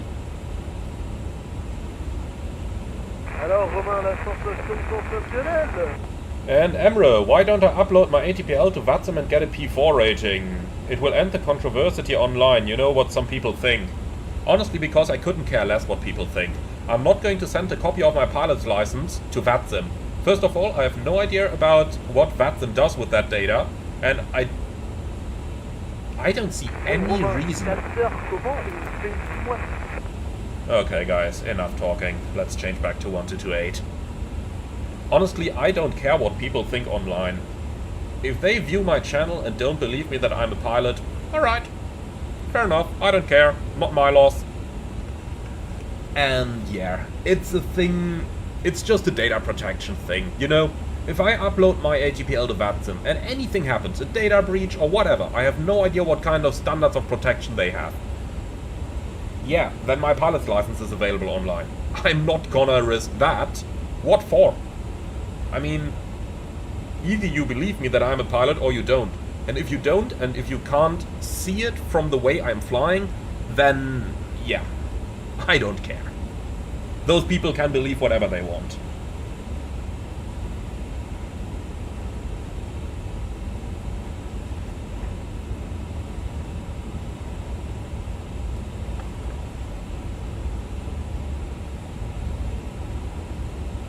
And Aussie, what would I do if a dual engine failure happens right now? Where would you divert?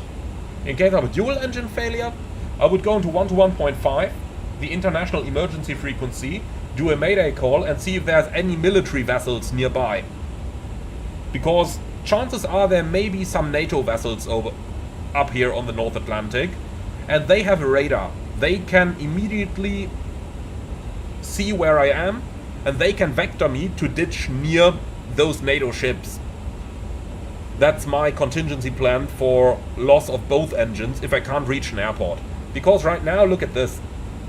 We can't glide to any airport. If we get a dual engine failure now, that's it, we're in the water. And I would try to call for any military ships that have a radar that can vector me to their position so that we can ditch next to those military vessels. That way we have some chance of survival. So that's what I'd do.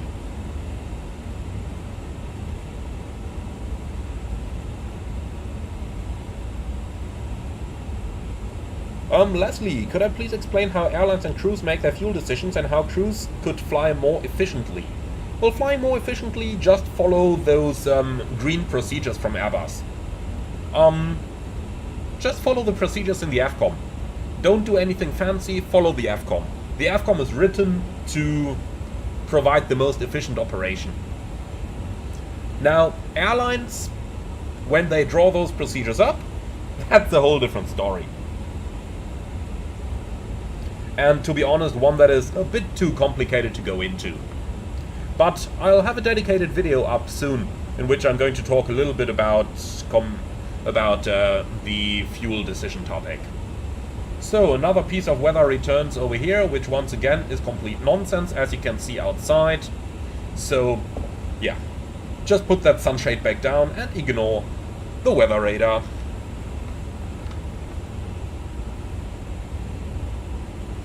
Aviation sound expert, do I plan a flight from Latin America? Yep, I'll have one to Rio de Janeiro coming pretty soon. On the 350, that is. And Mark, so 1215 is not only for planes. Yes, absolutely. So military vessels will always monitor that frequency as well. So any US aircraft carrier, any NATO task force, probably the Russians as well in any other country, they're all monitoring that frequency because it is an international emergency frequency. It's not just for aircraft. There are other frequencies, the military also has dedicated ones like 243.5, but yeah, we can't tune into that, so that's not really our concern. Alright, passing the equal time point just now from Shannon to Stephenville. Let's go ahead and get a weather update again. So, update all. And since we basically don't need Shannon anymore, we can even replace that. So let's go for Charlie Yankee Yankee Tango. Nope, that's wrong. Charlie Yankee Yankee Tango. That's better. Alright, update them all.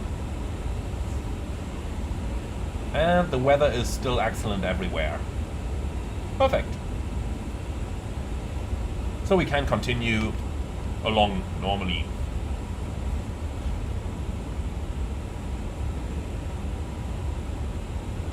Valentine, do we have to follow the procedures from the AFCOM or company procedures? Well, they're going to be the same.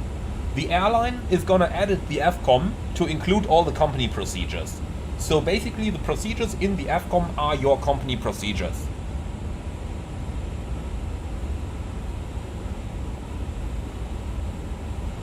And Bendig, yo, do you fly the A330 in real life? Well, not right now, but in general, yes.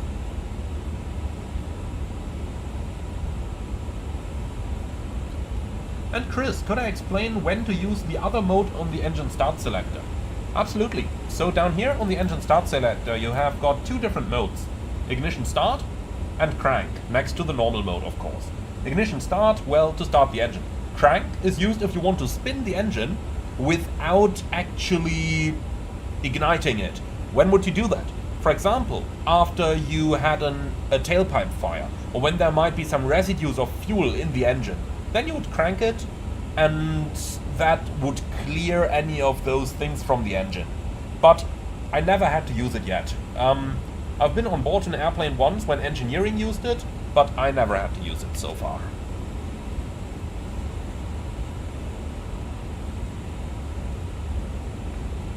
And Leono Link 08, what are the SOPs in your company in regards to the seat belts? So in the climb, sorry, I've been reading too many comments over here. I know someone's gonna say, oh, you couldn't answer that immediately, so you are not a pilot. That's fine, think that, I'm happy with that. So in the climb, we turn them off at level 100, unless there is any more turbulence expected. For example, if there is turbulence forecast a little bit further up, then I'm just gonna leave them on. We have a very, very nice tool on board that shows us turbulence very accurately. So we pretty much know when to expect it. That's very, very cool. That tool is called Flight Path Optimizer. Costs a couple $1,000,000, but awesome tool. And you kind of decide on that.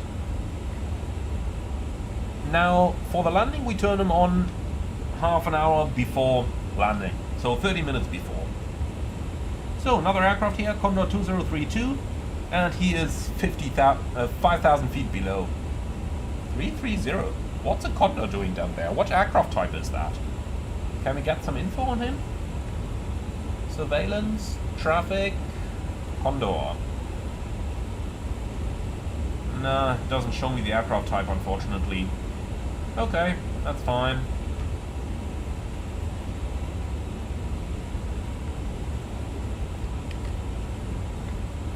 Well, we are far above him.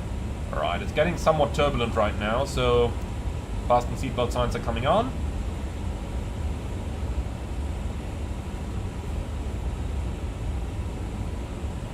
Memfi, how accurate is the INIBUILDS A350 flight model in my opinion? That's a bit hard to say. I wouldn't say it's perfect, but I wouldn't say it's too bad either. They could probably improve a little bit on how precisely you can fly that plane. And I did already give them a long list and had a couple of phone calls with their developers in which I told them what I'd like to see improved. So hopefully they are going to do that. But I have to admit, it's not too bad either. Like, I know a lot of people on the internet are talking nonsense again. And honestly, it's not perfect, no doubt about it. But, you know, it's not too bad either. I'd say for flight simulation, it's average.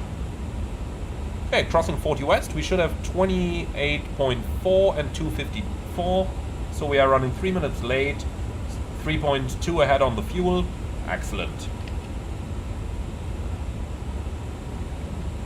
And another weather radar return, and another time the radar is lying to us. Well, maybe over here there's something, but not even worth talking about. Let's just get that sunshade back down, so that we don't have to see that any longer.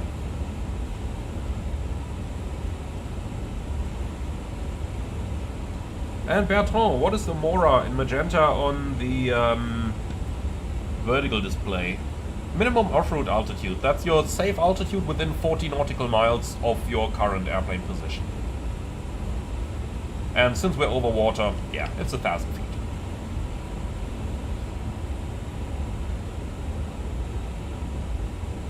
Aviation sound expert, do you know where I can get an N1 table for the noise function? No I don't. It's nowhere in the AFCOM that I have.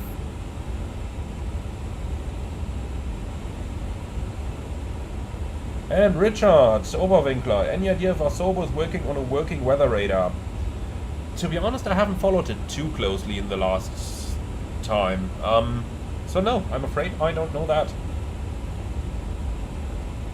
So, Federico, my apologies for keeping you waiting. You said there are no more clearances for Oceanic traffic. Why is that?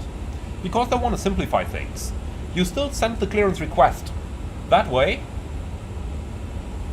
or let me phrase that differently, you still send the clearance request, but you don't do that to actually request a clearance, but much rather, okay, United 361, 5,000 below, no problem.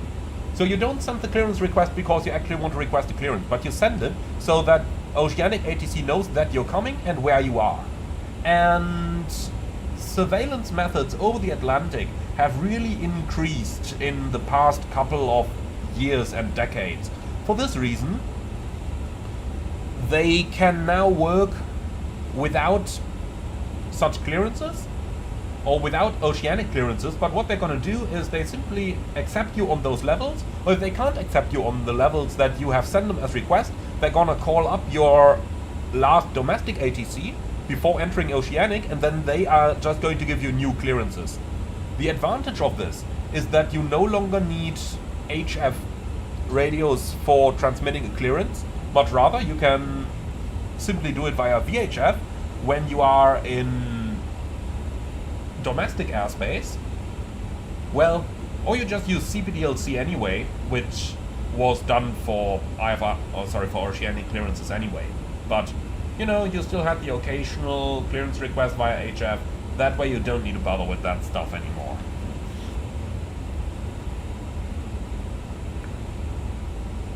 Chris, besides the Phoenix A320s, which plane do you enjoy for the depth in flight sim? Absolutely all of the PMDGs.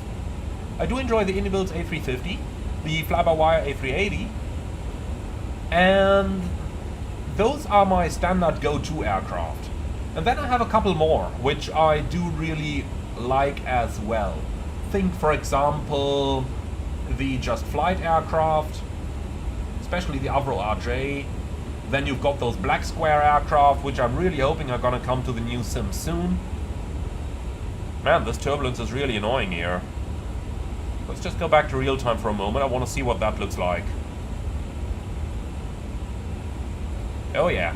If this happens in cruise, the people in the back are going to be thrown around. So, yep, seatbelts are on.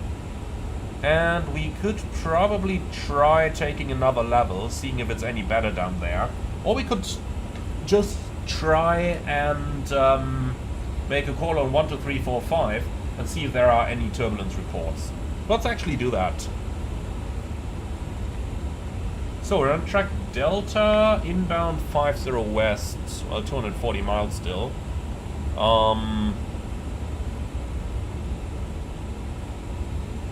Let's go into the position monitor here at 43 west. Any aircraft on track Delta at 43 west from Speedbird 67 Romeo Bravo? How's your ride? We have moderate turbulence at level 380.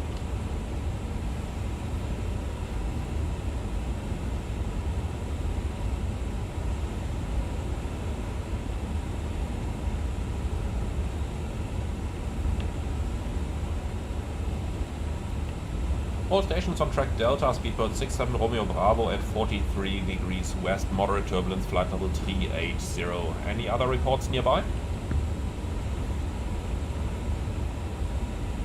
Of course nobody answers, but that is how I would use 1, 2, 3, 4, 5 over the Atlantic in the real world. Well, but since nobody answers, I don't really bother, so let's do something about it. As Airbus always say, don't think, do. So with the turbulence up here, let's see if we can climb 1000 or descend 1000. Yeah, optimum 390, so let's try flight level 390, see if it's any better over there. So thrust decline, climb, alt cruise, flight level 390 blue.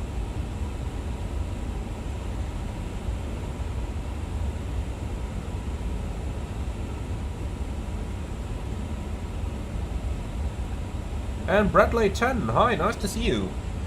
Nice to finally catch you live. A question I have is, the fuel that you take, does that include a missed approach and also fuel to the alternate airport? Yes, it does. So both the missed approach and the diversion is included in your alternate fuel.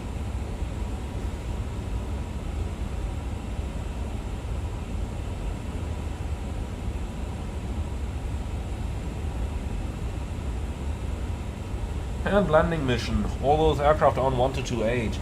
Well, we can give that a try as well, see if we can reach anyone here.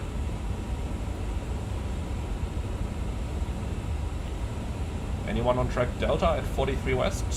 Speedbird 67 Romeo Bravo has moderate turbulence in 380 and now climbing 390 and turbulence up here as well. But the problem with 1228 is that it only has a 25-mile range on that sim, so it's not really helping us. 1, 2, 3, 4, 5, you know, 400 miles range easily up here. From aircraft to aircraft, that is. Alright, yeah. Turbulent here as well, so back to 1, 2, 3, 4, 5.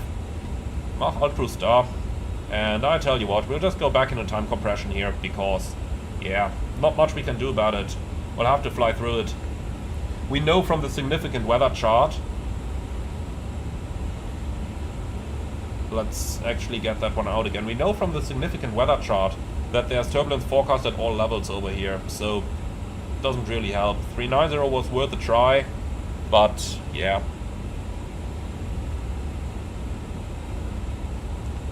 So if we look at it over here, funnily enough, if you click that image on the OIS, then it actually opens that significant weather chart in your web browser.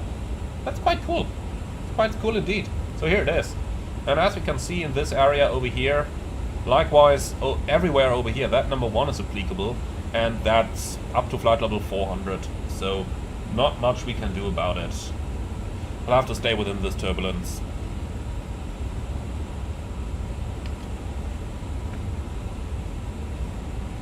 But looks like we're actually out of it right now. That's good. I'll keep the fasten seatbelt sign on though, just to be on the safe side here.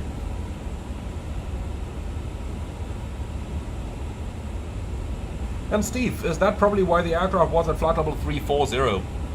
That's possible. However, we don't know. Especially US airlines have a lot of aircraft that fly very low. That's from the old 767s over to the 777s, which normally also are pretty low if they are full. So, no surprises there. However, I have seen US airlines doing some rather crazy stuff, honestly. You know, going down to flight level 250 and stuff like that. So I'm looking into the aircraft on VATSPY right now, and the United was a 777-300, so that thing would absolutely fly that low. And the Speedbird, the high-flying one, that's 1,000 above, Speedbird 293 is an A350 1000. So he's gonna go high. There's no question about that.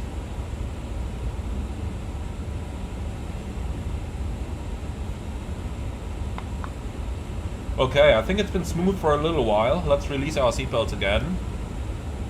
Just get them go for a piss, and then they can still come back. Ranbia is asking, what's the longest flight I've ever flown? That's about 12-hour-45 Frankfurt to Cancun, with quite a bit of headwind that day. I did do 12:30 to Mauritius as well.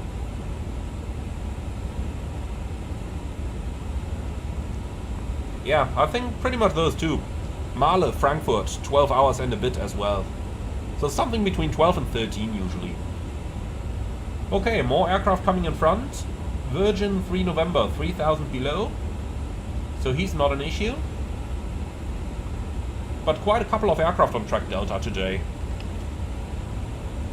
And there's someone spawning in front as well. United 31, 5000 below. Again, no problem for us.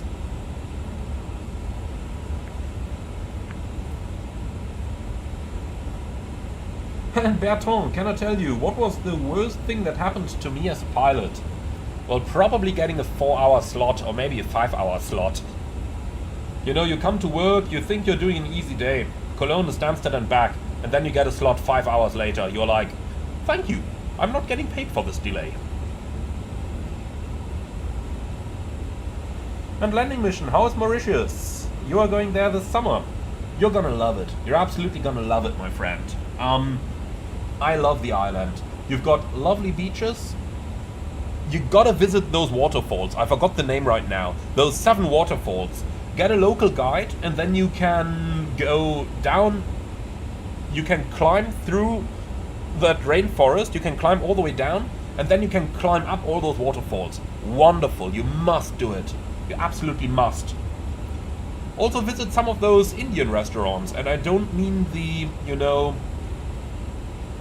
tourist restaurants. Visit some of the not so touristic areas in Port Louis and have a look at those. You're gonna love them.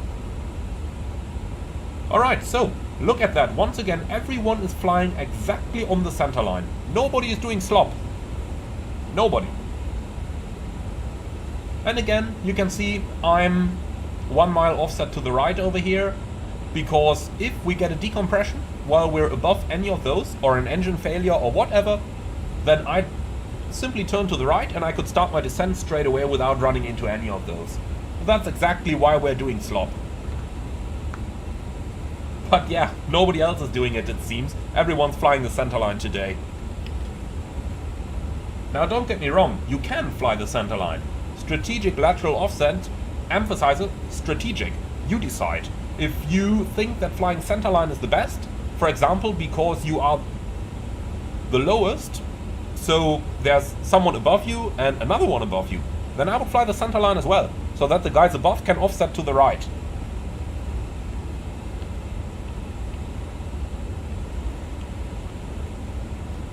And Skepler, I did actually make a video on how to fly a slop already. But yeah, maybe just do one again. And ETOPS120 has asked, what is the separation between the different North Atlantic tracks? Minimum 30 nautical miles. So when you are using PBCS tracks, let me pull up SimBrief here for a moment. Or let's just get up the significant weather chart, that's fine. Today we have PBCS tracks in action. Those are separated by 30 nautical miles. Without PBCS, you'd have 60 nautical miles.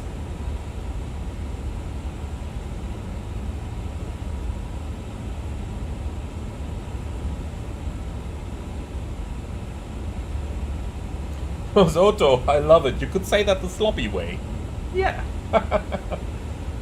Okay, passing 50 degrees west. Fuel check. Come on, move that up.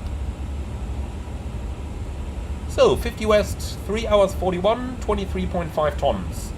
So, 345, 27. Yep, we're running fine. Flying a little bit higher than what SimBrief planned, so we're saving a bit of fuel. Happy with that. And here we are. So past 50 west, we'd normally already get handed over to the domestic air traffic controller. So to Gander Domestic. And as soon as they have radar contact, they would actually give us some pretty nice directs normally. Normally you just get sent right to the FIR boundary. So let's see where the FIR boundary actually is today, so that we can do the same. For that, in my opinion, the easiest is just to go on to SimBrief, bring that up over here, and then you can go in here and IFR high charts. So, Gander Domestic boundary is that one over... No? Where is it? All the way over here at Moncton, Mills. Alright, perfect. So let's go direct to Mills. No air traffic controller online whose airspace we would be infringing. Very good. So, Mills, present position direct to, with the beam points, insert. And that way we are now going straight for the next 700 nautical miles. Exactly how we do this. And then we can go back to magnetic heading, and, well, that's it. Continue to fly.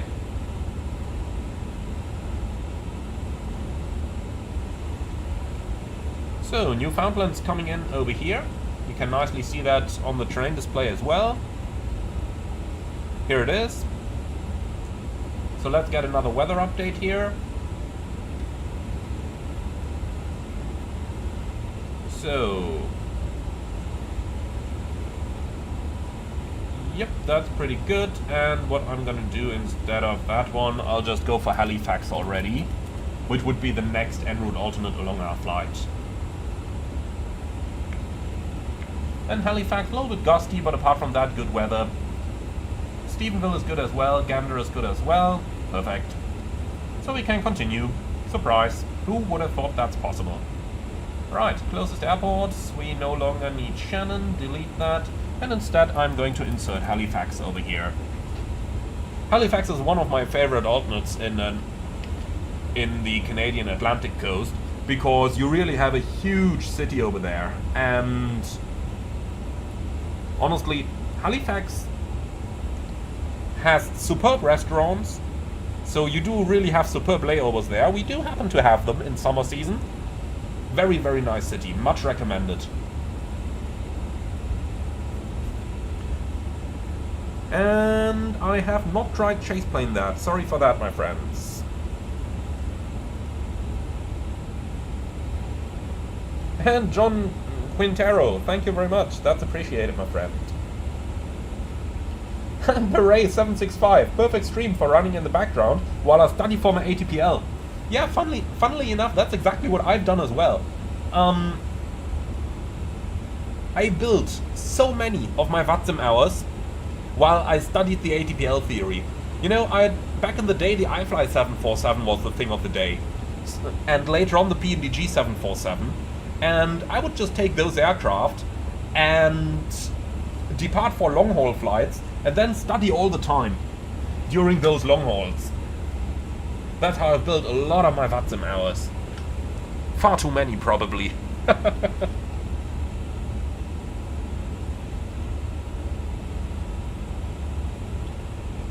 Easy King, do pilots set rings using the fix page for ETOPS alternates?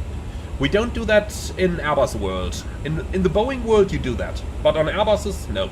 You just create those custom pilot waypoints for the ETOPS entry, exit, and so on, and that's it. In the Boeing world you do, so if you fly 777, yeah, set those rings. But in Airbus, we don't. We have more sophisticated ways, you know? We can mark our airports using the closest airport page. We can mark them on the fix page. All of which is stuff that Boeing doesn't offer, you know, in a way as sophisticated.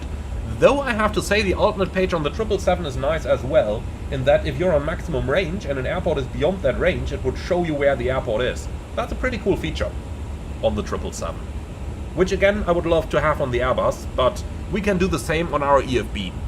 So, over here, you would always mark your airports, and, you know, just like you see New York John F. Kennedy Airport down here, we would see en route alternates on the en route chart as well. And any alternate that I enter in my chart app, so in the Lido MPilot app, any of those would show up over here as well, which is really cool. So basically you wouldn't need that nav display at all, except for the weather radar, of course. You have everything over here.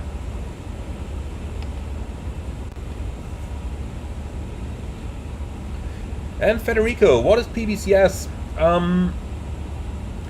Basically, due to the increased accuracy of the aircraft's navigation systems nowadays, of course also due to GPS, aircraft are able to maintain their navigational accuracy to a very high degree in the North Atlantic airspace. Therefore, the North Atlantic tracks were changed so that you usually always have at least some PBCS tracks available, and those tracks are at 30-mile separation, while the non-PBCS tracks are at 60-mile separation. The aircraft does need some additional equipment, or not some additional, but most aircraft have that nowadays anyway. But the aircraft does need special equipment for that, which we do of course have.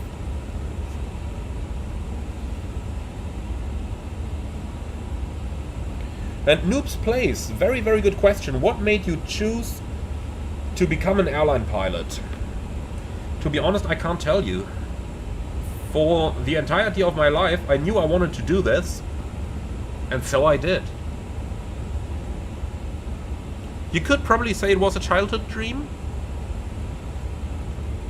But yeah, I can't actually say what was the point that really fueled that dream. Okay, so we're in domestic airspace now.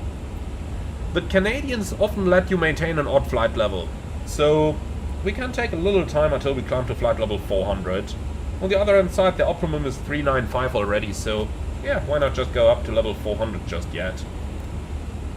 Thrust decline, climb out cruise, level 400 blue, 1000 to go. Checked. Metal Eye, the Ryanair calendar. Come on, you thing, stop wobbling. Mach vertical speed.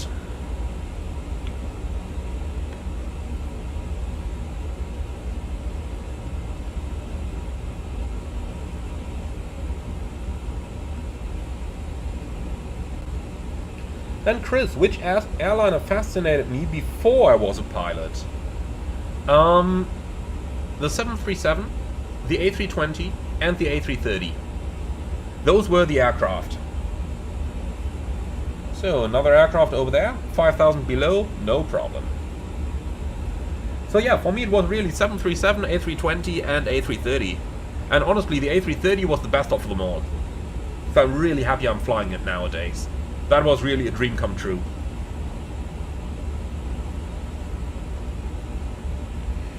And Ranbir Blaze, did I ever consider at any point to become a military pilot? No, not really. Mainly because, first of all, I wouldn't want to shoot anyone, so that would basically rule out the entire fast jet branch. And yeah, I don't know, it's a military. Doesn't sound as appealing to me. I prefer having a fixed home base, flying to, you know, nice places, having good layovers at the beach, having cabin crew along. I think that makes it nicer. For me. So I was never too interested in becoming a military pilot. It would have been a plan B if the civil aviation way wouldn't work, but not my favorite one, and I'm happy that I hadn't had to go for that plan B. So we can see some land down here. We've reached North America, now we know it for sure.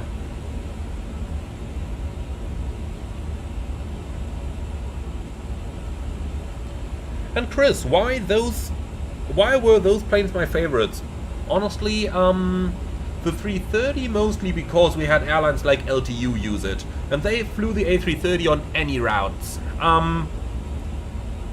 Short haul, medium haul, long haul, they just did it all. And I guess one of the reasons why I like those three types, 737, 320 and 330 so much, is because I saw them all the time. So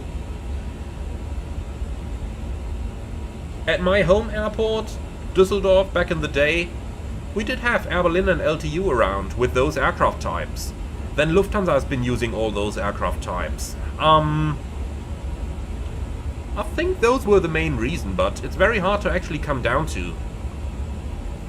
I mean, the CRJ was a really cool one as well. I absolutely loved the shape of the CRJ. Even though nowadays I wouldn't say that I like the cockpit of them. Much too small.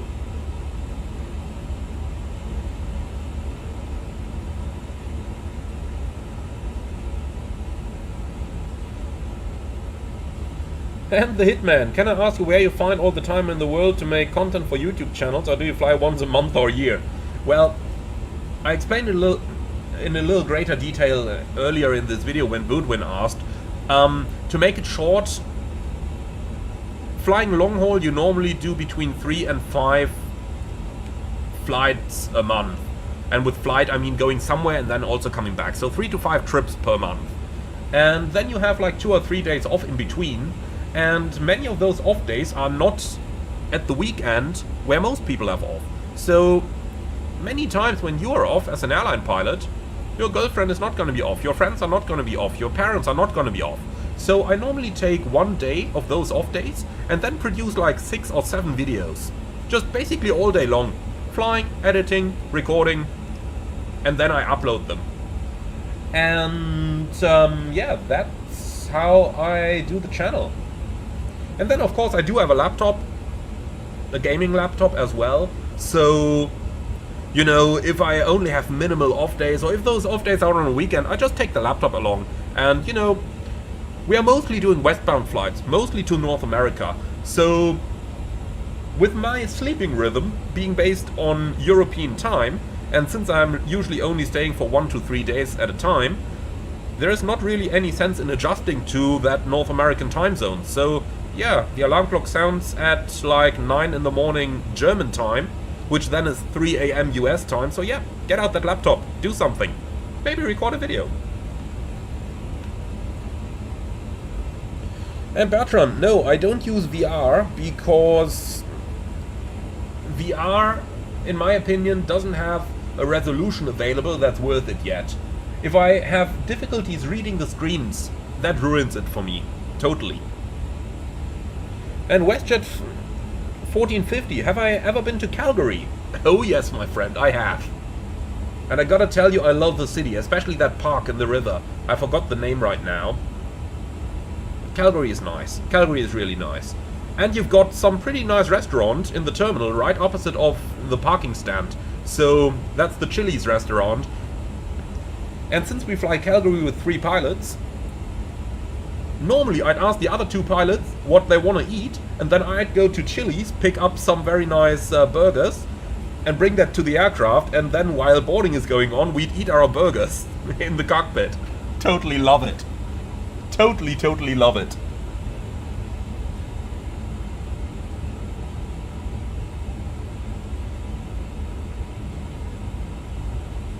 And Chris, what's my favorite airport in the Caribbean?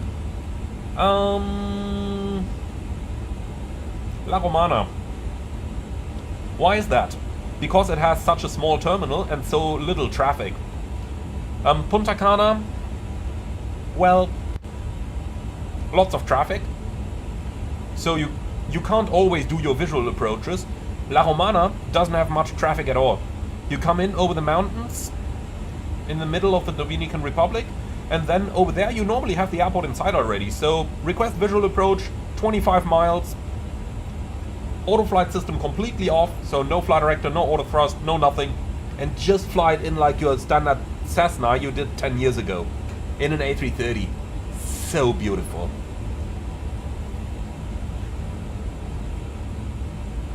And Chris, no, I've never landed in St. Martin, I'm afraid. I would love to. Honestly, if we ever get charters to St. Martin, I'm not gonna go to the crew planning desk with just a piece of chocolate. I'm gonna bring an entire take and buffet for them to get me that flight.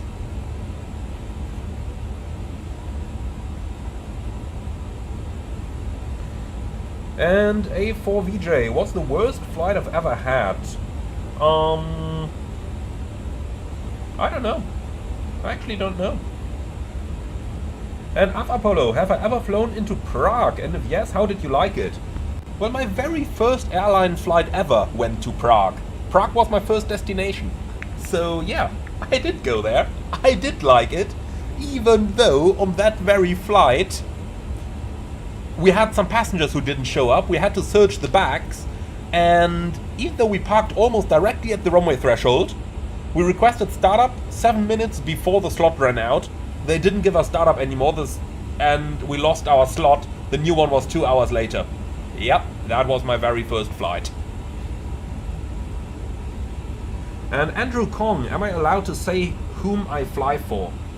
I am allowed to say it, but if I do that, my airline demands me to adjust my entire social media content to their brand guidelines.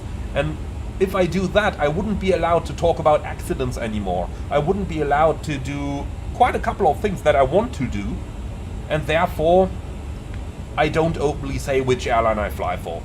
Obviously I do know that some people can figure it, but please don't share that. And yeah, that's that. And Charlie, how about Manchester? Oh yeah, I've been there a lot.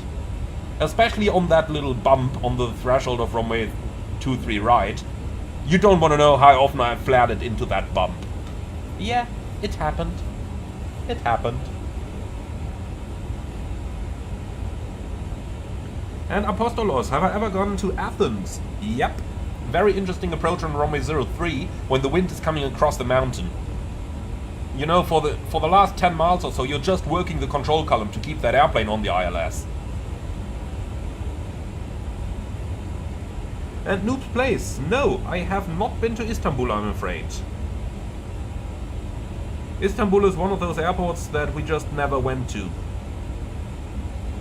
And Leo Gui, I will sponsor one of the bucket of chocolates for you if you do a vlog on the flight to St. Martin. I might come back to it, but I'm afraid a single bucket isn't gonna do for a flight like that.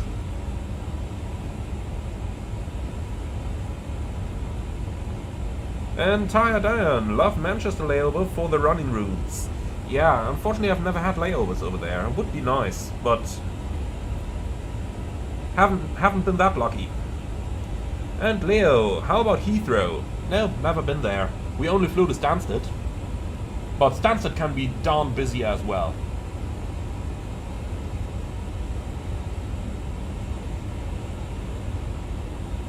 And Bertrand, can I choose where I want to fly? To a certain extent. We have a bidding system where we can tell the airline I would like to do, and then you have a lot of different options. So for example, you can tell them, yeah, I want to fly to Punta Cana this month. And then they'll see if they can fit a Punta Cana or two in. but it's not guaranteed that you get it.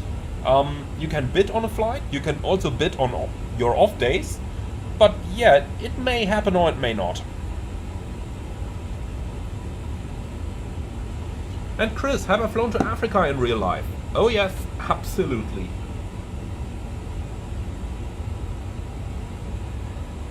And Apple Crates has asked earlier, have you been to Copenhagen? Yeah, I have. A few times. Quite a few times. And Plane Paradise, I've never been to Heathrow. Nope. Ryanair, whom I used to fly for before, didn't even have Heathrow in its nav database. So it wouldn't even show on the nav display. Because they said we've got so many airports that we fly to around London. You really don't need to go into Heathrow.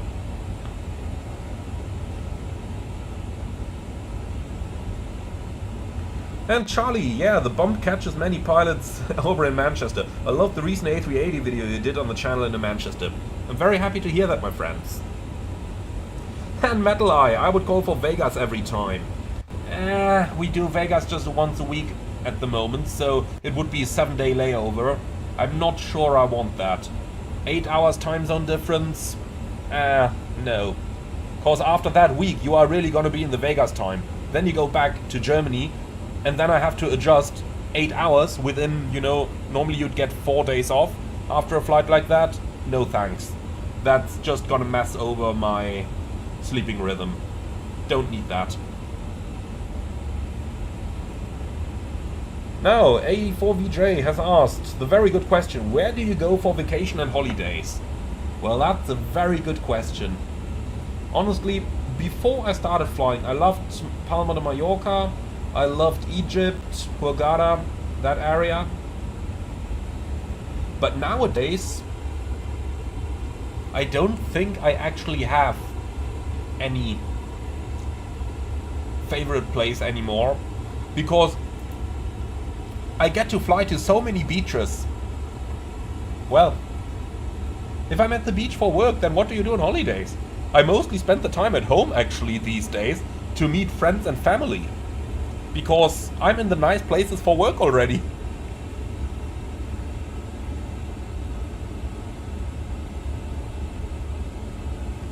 And the Fentanyl has asked, did any passengers recognize your voice? Oh yeah, that's happened. And actually not just passengers, but also air traffic controllers. Recently came back from the Atlantic, and over in French, when I did my check-in, they asked, do you do YouTube? And I was pilot flying on that sector, but my colleague was on the toilet, so I did the radios and I called him. My colleague came back in between, and when they came back into the flight deck, the first thing they heard was, do you do YouTube? And I was like, yeah, we'll have a topic for discussion until landing. So, yeah, some people have recognized it.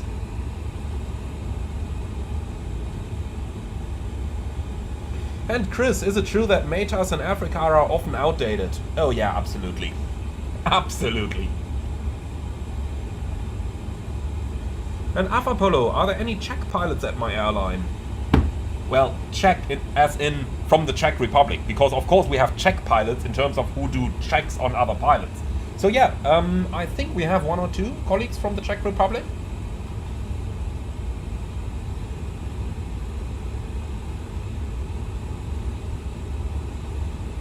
And Ace, do you wear a sunscreen in the flight deck? Some people do. To be honest, I don't do it myself just yet. But some people do.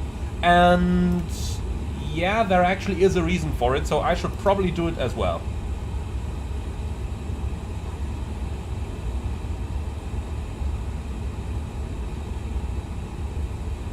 But for the time being, I don't yet. And one thing worth saying is you don't get a sunburn if you don't. So the sunscreen would be more for for protecting against the general radiation up there.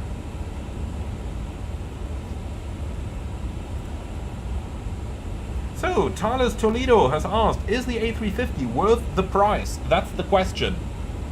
In my opinion, absolutely yes. Why? Mostly because it's an A350. And while INIBUILDS didn't go study level on the systems, they did go to a fairly decent level, and I do like it. I do like that quite a bit, to be honest.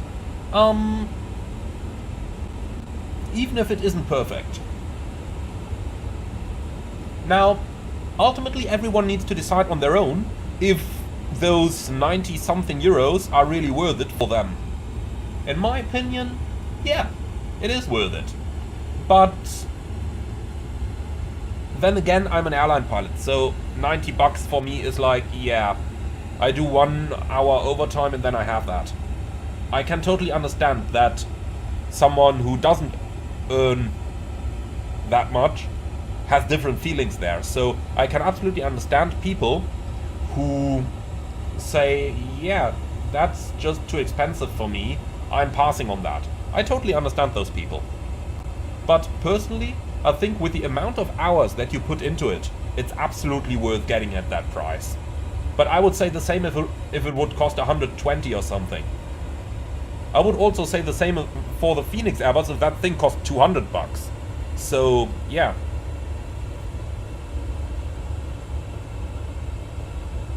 Okay, so at miles we're entering controlled airspace since Boston is online. So let's go out of time acceleration here and give Boston a call. And yeah, then we'll have to ask him if we're allowed to pick time acceleration up again. So let's see, Boston is 134.7.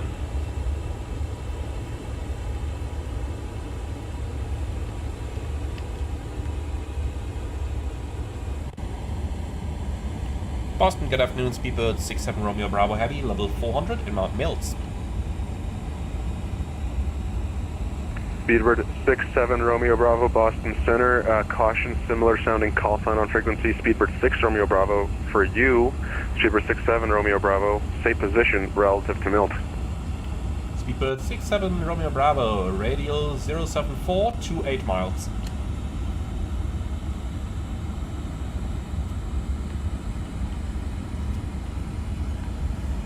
Speedbird 67 Romeo Bravo, squawk 1257. Squawk 1257, Speedbird 67 Romeo Bravo. Speedbird 6 Romeo Bravo, caution, similar sounding call sign, company Speedbird 67 Romeo Bravo. What was it at?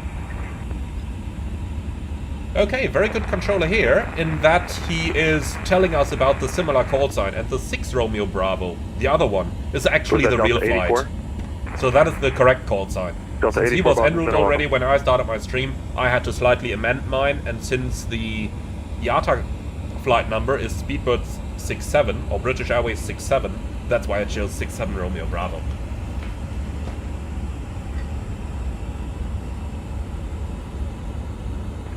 On the ground at Manchester, can I get your call sign one more time? So we got 491 miles to our top of descent, so let's ask the controller if we can actually go for time acceleration here. I'm gonna ask him that via private message though, don't want to spam his frequency. 142 clearance on request.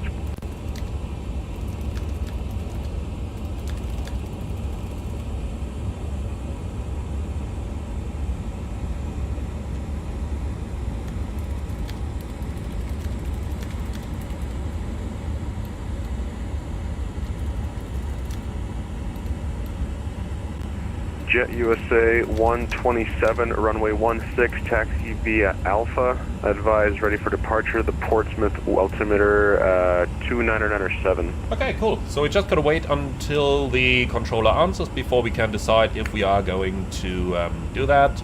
And he's approved it. Awesome. Cool. So with that, let's go back in here.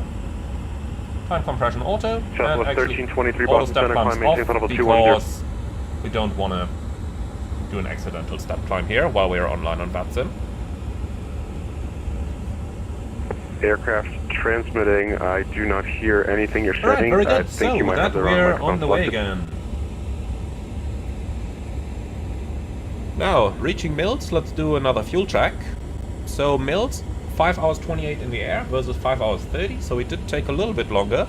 13.3 tons, and we have 17.7, so we are now like 4 tons up makes sense that we saved a bit because we have obviously been flying a little bit higher. United what 2123 Simri had Boston planned. Center. Let me pull up the weather for Syracuse. Okay, so 2123, the with that, we're on Syracuse the way again. altimeter So, Gokhan X2 has winds are asked in the chat, 1026, when you're flying in gust real life, 39, do you have expect information visual about the approach frequencies runway before 15. controllers give them to you? Yeah, you can get them from the en route charts. So in the real world, on the en route chart over here, if I knew I'd be flying into Boston next, I'd just tap and hold my finger on the boundary, and then it would tell me the next frequency. Approach runway 28. Well, in the US it would probably tell me the next 10 frequencies, 2123 descend and I know it would be one of 5,000. them. That's how this would work. United 3442, clear direct Burlington, descend and maintain 8,000. Clear direct Burlington, descend, maintain 8,000. Jan Janssen, very good question. If there was one thing you could improve on the INIBUILDS 350, what would it be? The taxi camera. I think the taxi camera. I know that at the moment it's not possible in the sim. Air 831, Boston Center, clear look to at the that, we're Hyannis entering some Airport via turbulence radar again. vectors direct, maintain Fast notes 2,000, on. departure frequency 134.7, So I know that at the moment it's not possible in the sim, but 4663. if there is anything that could be made possible, I would absolutely go for the taxi camera. Because I know that INIBUILDS has another couple of very nice Air things 31, coming read back up. correct, runway 24 So- for departure, advise ready to taxi. Yeah. I And had somebody on the Federico, ground in why Manchester, can I did get your call Boston sign, please? require a position from a VOR? Most likely UPS because 142, they didn't see me thanks, on the clear radar. to the He's Newark controlling a Airport huge via airspace. I radar mean, vectors cloud, look at this. then This filed, is maintain huge. 3,000, Couple hundred miles. frequency So he probably didn't see me or didn't find me. 3402. So back in the day when I was a Watson controller, I would just tell the aircraft to tell me a position such as radial and distance from the waypoint, and that way he could localize me exactly. Ready to go, runway 15. Guys, do me a favor, please listen before you transmit. You just stepped, 3 people just stepped on each other. UPS 142, verify your squawk 3402. So, Randall, last night I attempted to fly Zurich to Quito. UPS About 142, I read heard back correct. the The autopilot disconnect and the Manchester aircraft winds started to 200 descend and roll at to the right. I 12, was able to re-engage the autopilot 21, and continue on. runway Overnight, it apparently either did it again 17 and or it crashed 24 off for the coast of departure. Spain. Your I choice, had the advise autopilot ready to disconnect taxi with your position on the protection airport. checked in the ESB. Any clues on what's going on and how to fix it? So my main idea would be to check your hardware, check your joystick, see if any of that is producing any spikes which might disconnect the autopilot. Maybe recalibrate them, but that would be my main idea there. Were you ready to go? Ready to go.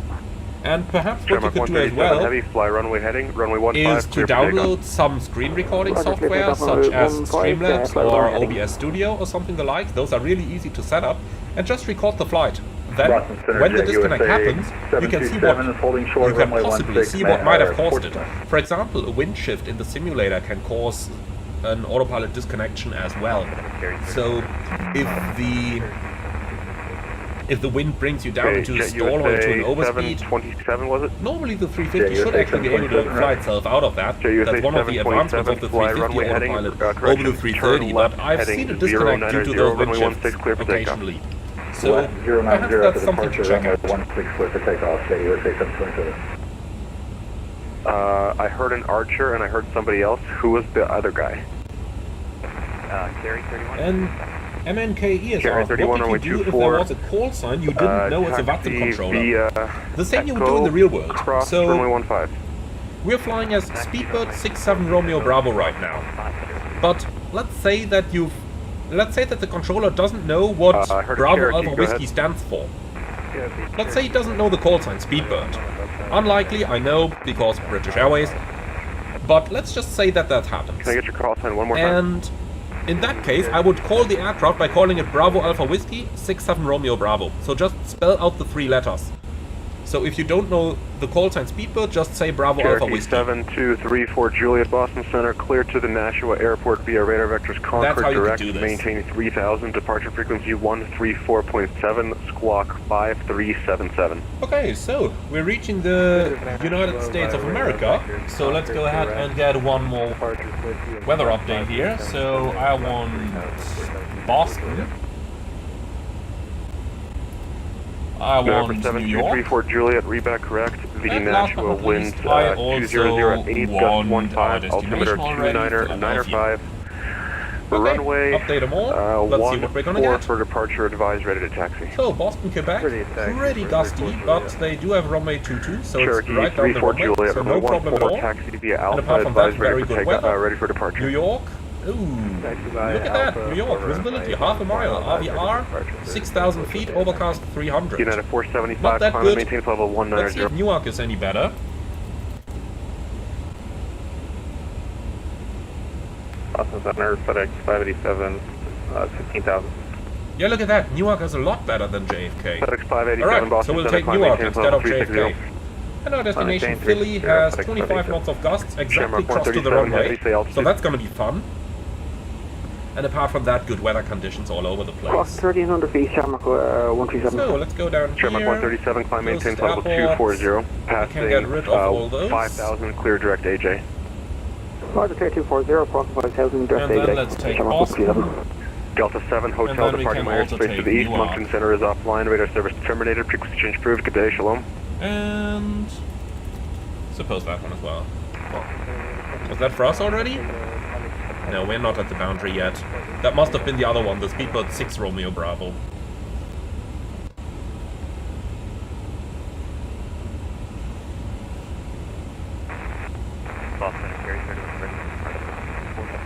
Center Jet USA 727 2000 for 3000. And Federico, how can you understand the remark part of the MEDA?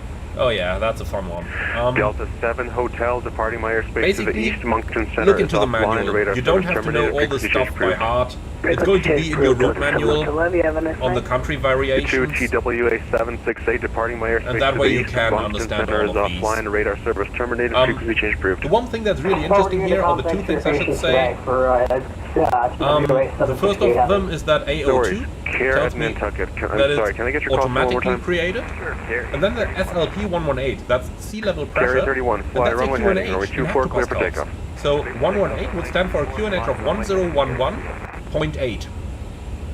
Jet USA So that's a 727, pretty stay useful altitude. thing if you only have a standby 2,900 for instrument 3,000. in hectopascals. Jet USA 727, thanks, climb maintain flight level 300.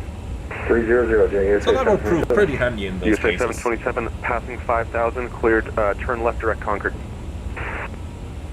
Concord 1037. And a couple people are asking me to lower ATC volume. Sure thing. So I've turned them down a little bit. Let me know if it's any better now. November 733, Foxtrot Tango, Boston Center, climb maintains level And 210. Denny, can I ask, other than Flight Sim, what games or sims do you play? Southwest 1323, To be descend via the honest, Roebuck not pre-arrival all that runway many 22 at the left to moment. Boston, I'm altimeter pretty happy that I find the 2999. time to do my YouTube channel. But other things that I really like is U-Boat. Just look for that on Steam, U-Boat. Really cool submarine simulation of the Second World War.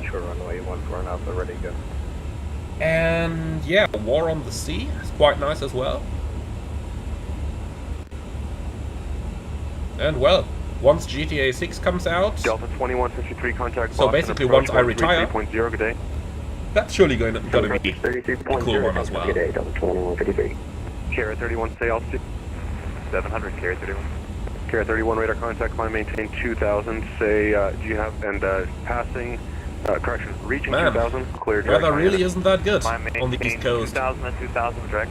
And it's a rather widespread system as well. Carrier 831, So we know that New York isn't that winds good, at Hyannis Philly isn't that good, 210 at Boston 14, isn't gust good. 25. Looks would you like the it's visual approach? most of the coast up here. Great. So really rather Carrier widespread 831, clear system. direct Hyannis, report the field in sight, expect a visual approach, runway 24. We'll report the field in sight, expect a visual 24, Carrier 31. And being 737, Who did did I I ever miss the call think from? that my YouTube channel would get this big before? Honestly, never. November 7234 Juliet, look at Basically, I used to beta test the PMDG 737 and advise PMDG on the 737 as a tech team member 24, clear for takeoff. back in the day, before I started the channel. And then the release of that aircraft approached, and I basically thought, well, we've got a superb aircraft at hand here, but American looking 1439, contact New York into Center the general YouTube 125.32. channels, I didn't think that anyone would actually do that aircraft just, you know? Someone who knows how to fly the 737 properly, show all those features, and show how to make that aircraft do the things you want it to do.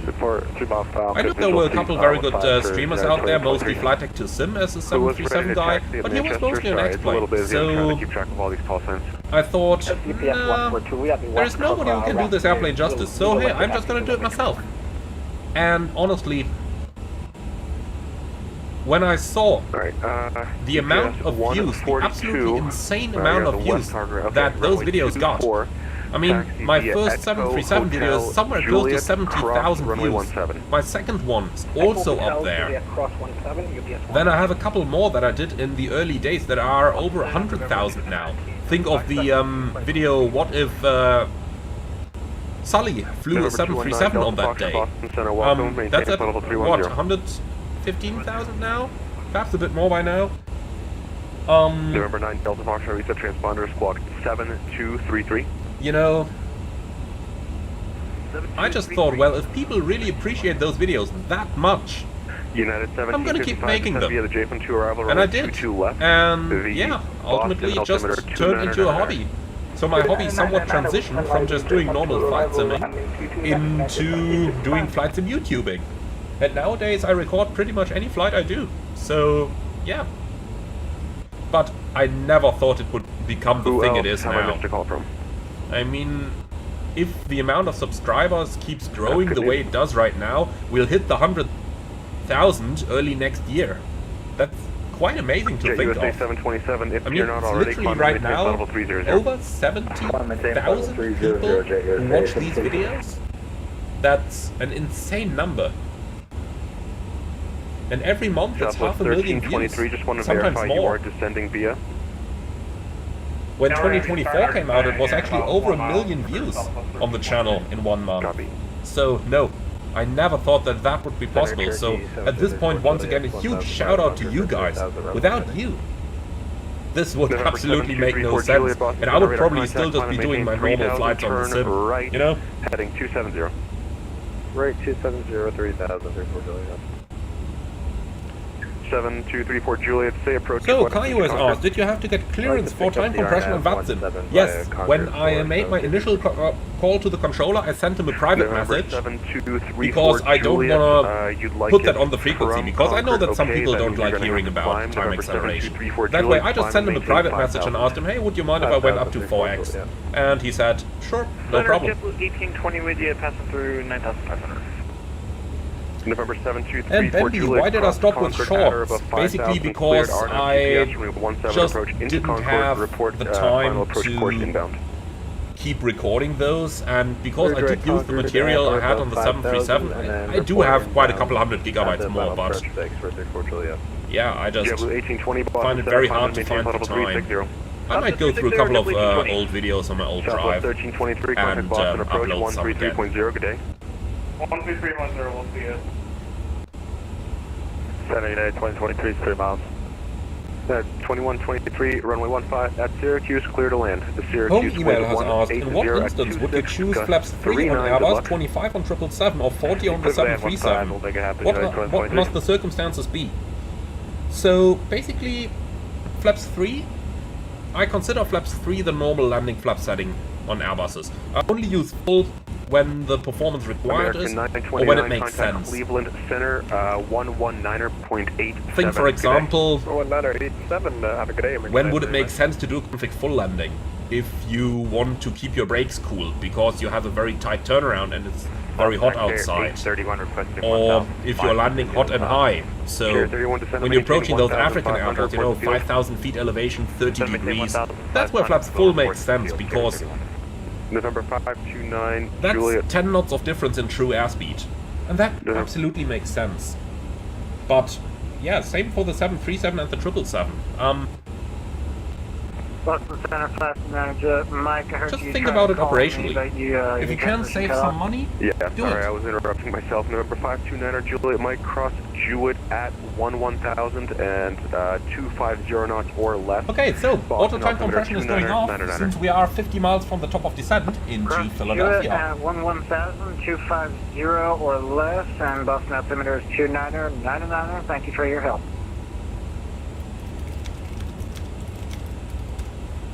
American 1755, contact Boston approach 133.0, good day. Okay, wonderful. So let's start setting up for our arrival. Yeah, oh sorry, We have the Philly United weather, we 1755, have New York contact as well, Boston and I tell you what, I'm gonna go 133.0, for good day. Washington as well. So, update them all, please. And Keith, welcome as an economy class member to the channel. Very nice to see you here. Southwest 1323, contact Hugh, you already there. Okay, so ATIS is received. So, oh Have I boy, missed a call from anybody? look at that. Washington 180, 26, gust 38. Okay, so Philly 180 at 18, gust 25. That's exactly cross UPS at 25 142. knots. You're That's at gonna be fun. yeah, you're at Manchester, right? That's really gonna be fun. And Federico, what's is the that ops yes? library gonna be? Affirmative, UPS. So that's over here. That's basically your documents. So the AFCOM and all these kind of things.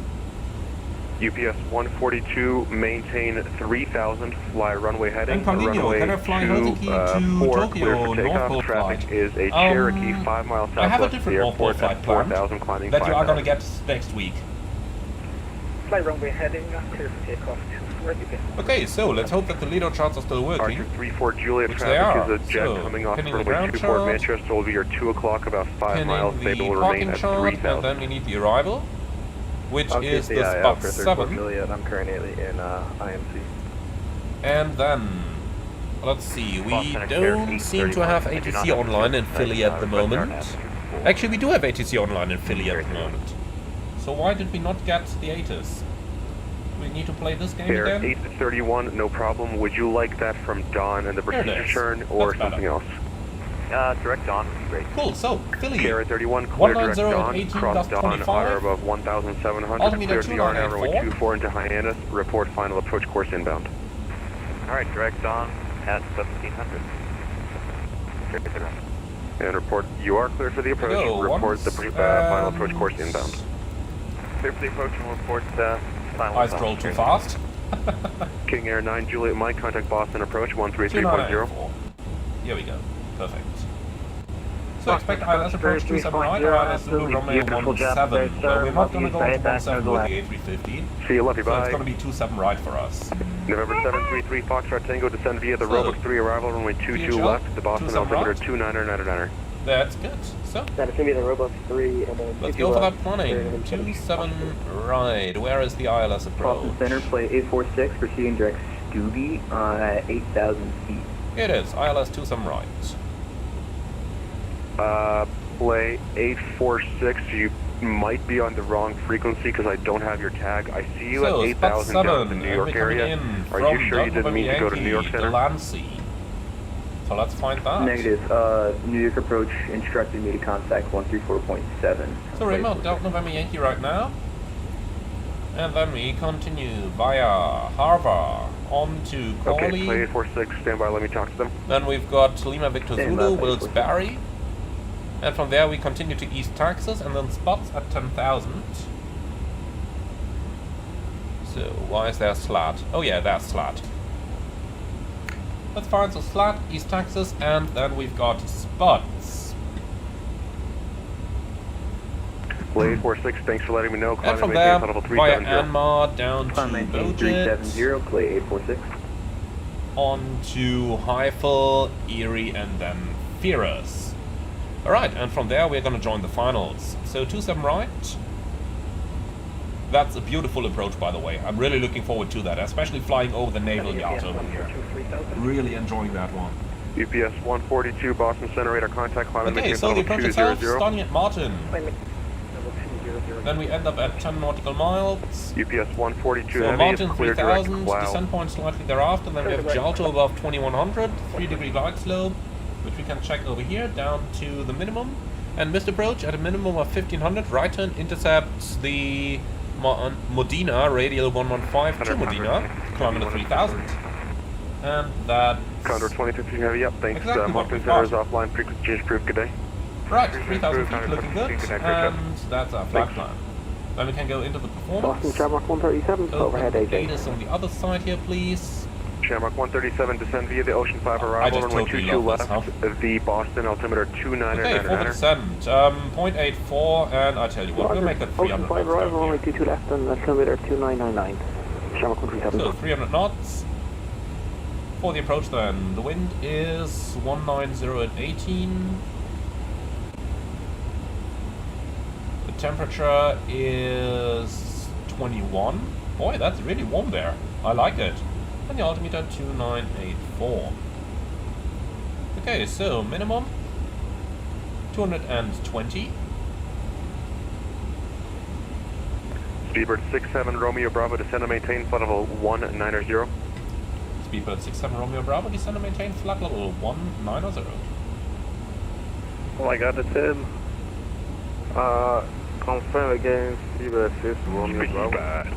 Okay, mark descent alt caution, similar sounding call 190. sign, Speedbird 67 Romeo Bravo, descend and maintain flight level 190. Speedbird 67 Romeo Bravo, descend and maintain level 190. Speedbird 67 Romeo Bravo, thanks, contact New York Center 125.32. 12532, Speedbird 67 Romeo Bravo, bye bye. Take care.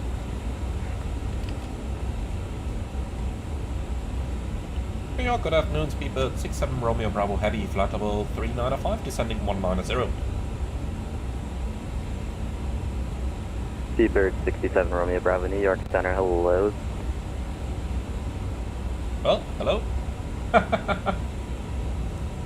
Okay, cool. So, everything ended down here. I will go for config full due to the full flaps. KLM 753, contact Cleveland Center 119.87, see ya. Yeah. So that's that part. Now, that's the missed approach. Then let's insert our engine out acceleration altitude, which is probably going to be the MSA. What's it doing? Flap lever not at 0. Why? What moved my flap lever now? I have no clue. But a good thing the Airbus is smart, nothing happened. So, look at that. Can move it. It will not extend the flaps. It will just scream a little bit. It's a smart airplane. It's not destroying itself. Or rather, it doesn't let me destroy it. That's the correct way to say this. So 2600 going in here, and then 5373 Juliet the ramp and last but not monitor least, New we York also need that Center position monitor. 132.17. And we're looking for Alright, KPH we'll go ahead and take right. Juliet to the ramp and we'll monitor 132.17. Alright, cool. We don't really need anything on the secondary, so I'm just going to copy the active, and that's it. And then we can go down to the plan mode over here and start setting it up.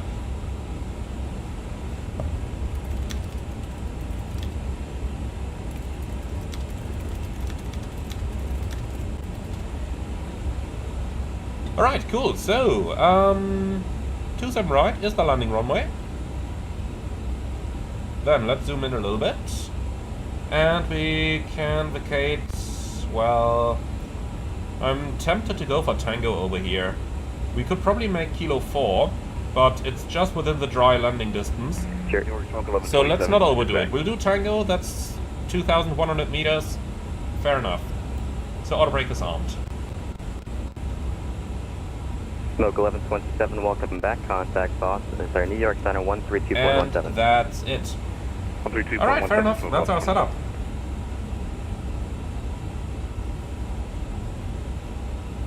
Cool, so, with that out of the way, are you ready for the briefing?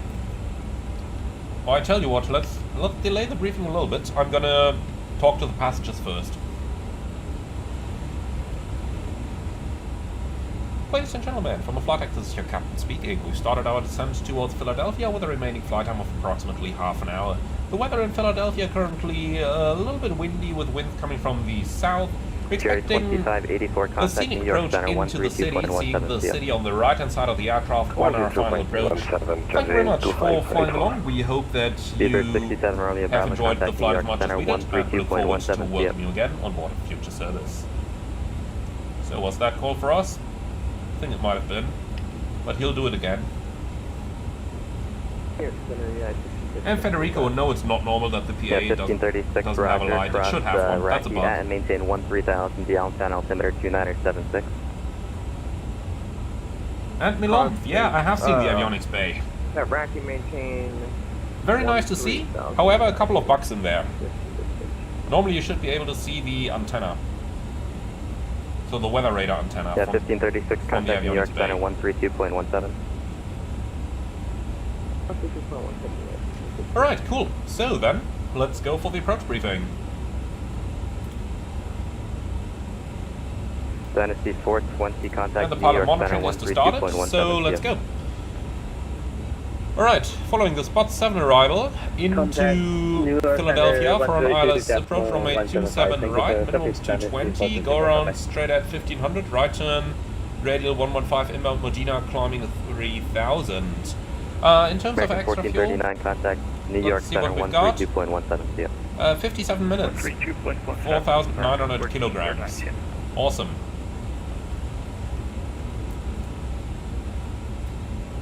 So, very good, thank you very much. For the approach, we do plan to use flight directors for an ILS approach. Probably quite a lot of hand flying involved, since I want to get familiar with the A350 and its handling in turbulence here, as we've mostly had good weather on our flights so far. Then, what are we gonna do? Config full. Due to the gusts, it just controls a little bit nicer with flaps full compared to flaps 3. And we are going to use reversers 2170 New York Center, to aid in keeping the brakes cool. Vacate the runway to the right hand side on Tango, and we don't have any specials here. Nothing non-standard, and that's it. Threats for the arrival? To be honest, none. I mean, 25 knots of wind, while it's fun, it really isn't too bad. So that's our briefing complete. American 2624, on. contact New York, sorry, 2623, contact New York Center 132.17. 132.17, thank you. New York Center, Delta 2170. Aviation sound expert, do I plan a Qatar Airways flight from Doha to Tehran? No, I'll do some Dubai soon. Delta 2170 New York to show Center, you the new INIBUILDS Dubai scenery. Flight level 280 for Delta 2870 Heavy.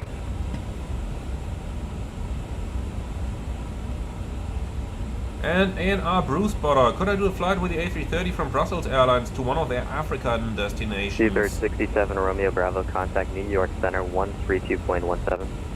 13217, Speedbird 67 Romeo Bravo, bye now.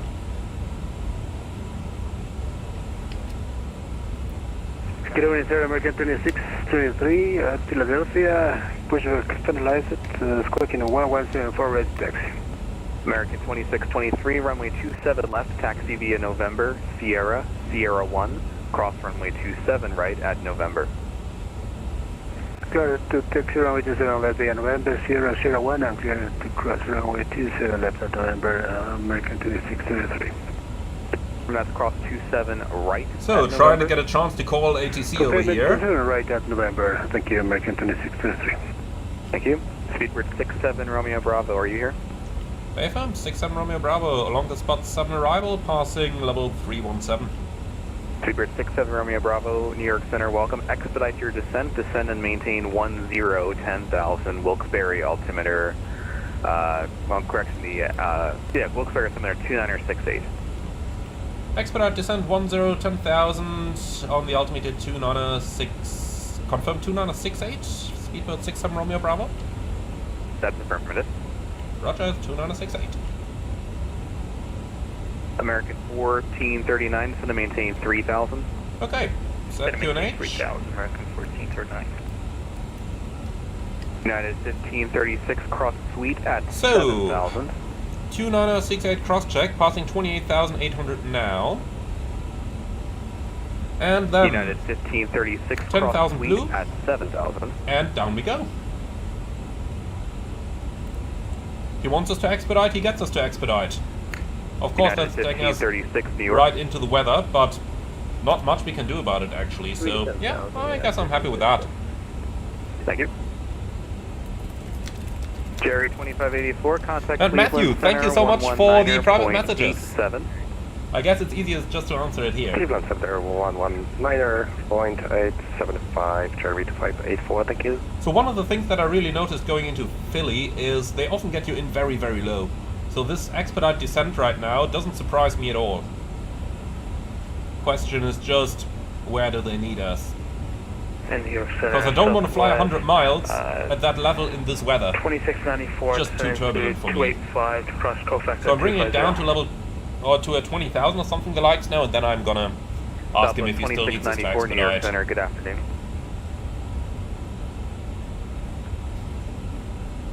And from my Chinese friend, I'm sorry I don't know how to pronounce that, 6,000 feet a minute descent, passengers are in the air. No, not at all.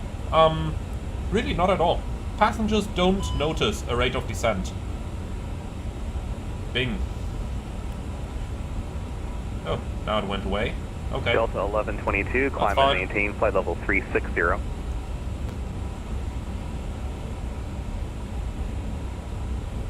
Delta 1122, climb and maintain flight level 360. I'm Dave 360, Delta 1122. American 1439, turn left heading 360, vectors So, approach. passing 20,000. Left heading 360 from American 1439. Center Delta 2170. I tell you what, I'll retract the speed brakes. I'm not gonna go down to 10,000 with this rate of descent now. Delta 2170, New York Center, good afternoon. Speedbird 67 Romeo Bravo, do you still need us to expedite? Seabird 67 Romeo Bravo, cross Spuds at 10,000. Spot at 10,000, 67 Romeo Bravo, thanks. Okay. Mayor Cat American Dennis 633, collision So, away spots at or below. left, ready for takeoff. 10,000. American 2623, turn That's left it. heading 230, wind 180 at Now let's 23, look how high we end 31, up. runway 27 left, cleared for takeoff. Yeah, 3,000 below profile. Turn left heading 230, clear for Speed takeoff, descent runway 27 on left, American blue. 2623. Number 629er Papa VFR pickup. November 6229er Papa, New York Center. Need a little bit more information than that, say your position. Alright, so we're just... VFR pickup. No, that doesn't exist. We are currently at So, passing 10,000, landing lights and coming down down. to 5-8 Mike, and then after we take off there, we're like cable flight falling to Philly.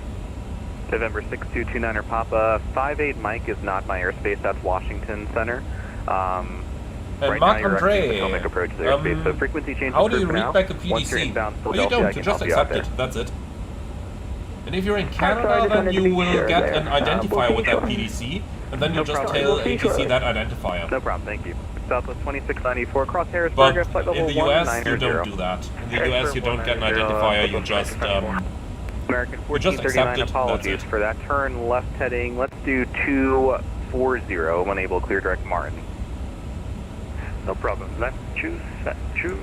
Ariel, why no wing And anti-ice? Quite direct simple, mark because the wing for isn't American picking up any ice. 39. Look at the probe up here. 240, The icing probe 240. doesn't have any ice on them, so we know that there's no ice on the wings as well.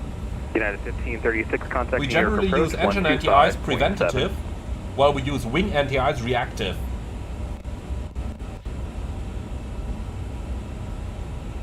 United 1536, contact New York approach 125.7. Stefan, AV7, hi, just joined. I must have missed something, or did you cross the pond in 2 hours? Dynasty Yeah, 420, we basically contact did. Cleveland An Center hour and a half-ish. 119.87. We went across the pond in 4x time acceleration. Contact Cleveland 119.875 Dynasty 420. Thank you. So, I think the level of brightness is a Delta little bit better right 1122, now. radar contact lost.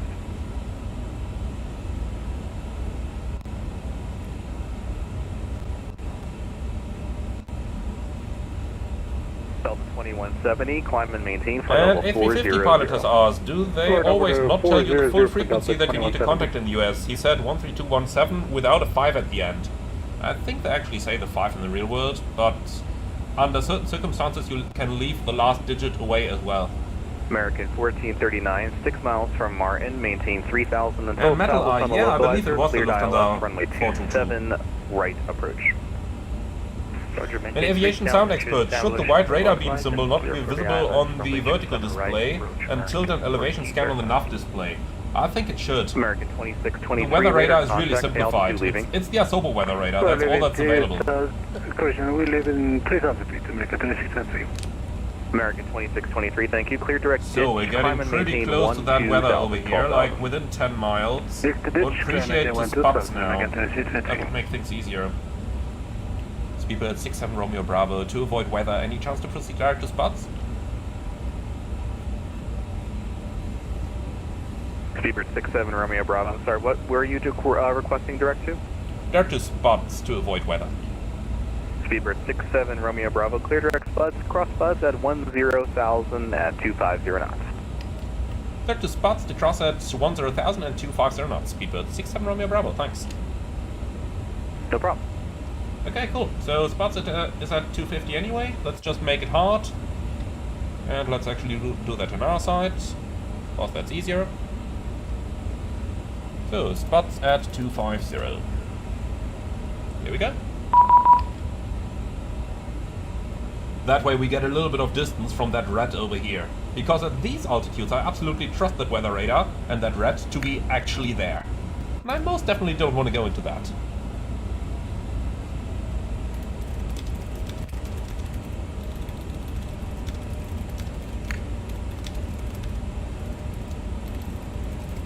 Meow.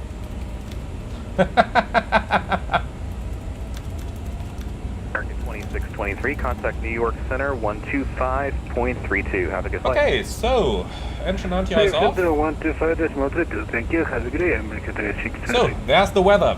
Yep, that definitely existed. American 1439, That wind most 180 definitely at existed. 23, gust 31, runway 27 right, clear to land.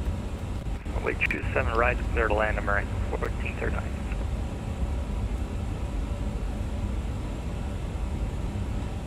And Puck 65, directly over my home turn right now. We use Echo Tango X-ray all the time for instrument practice. Nice. And Federico, does the prop simulate it? I'm sorry, I'm not 100% sure what you're asking there. Smoke 1127, areas of moderate to extreme precipitation enter 12 o'clock in about Will 30 Long miles. has asked, how do Watson controllers compare to the real-world Rather controllers? fully in diameter, tops unknown. They're the absolute best you can get in Roger, flight we see it. simulation. Looks like No Gus might ATC be, add-on is able to get even 300, close. we'll let you know if we need But there are fire. still some differences. Alright, thanks. I'll be with Cleveland shortly, I just wanted to let you know. Okay, Roger, thank you. Southwest 2694. Overall, I think the Watson experience is the best you can get. Altimeter 29er But, 68. yeah, there are still some differences. at Lancaster, But since Flight Sim was 2694. often... Wow, look at the rainbow down there. Since Flight Simmers often have that tendency to think that I'm insulting Watson controllers when I'm just saying that they don't work the same way that real-world controllers do, I'm not going to go into any details here. Delta 1122, areas of moderate to extreme precipitation at your 12 o'clock in about 50 miles. By the way, it's pretty cool that he's saying those areas of moderate to extreme precipitation here, because that's something that they really do a lot in the US. You will hear that a lot. Okay, Delta, we copy all. And Federico, the ice probe. I have no idea if it's simulated. I really don't. But generally, you don't need wing anti-ice often in the real world.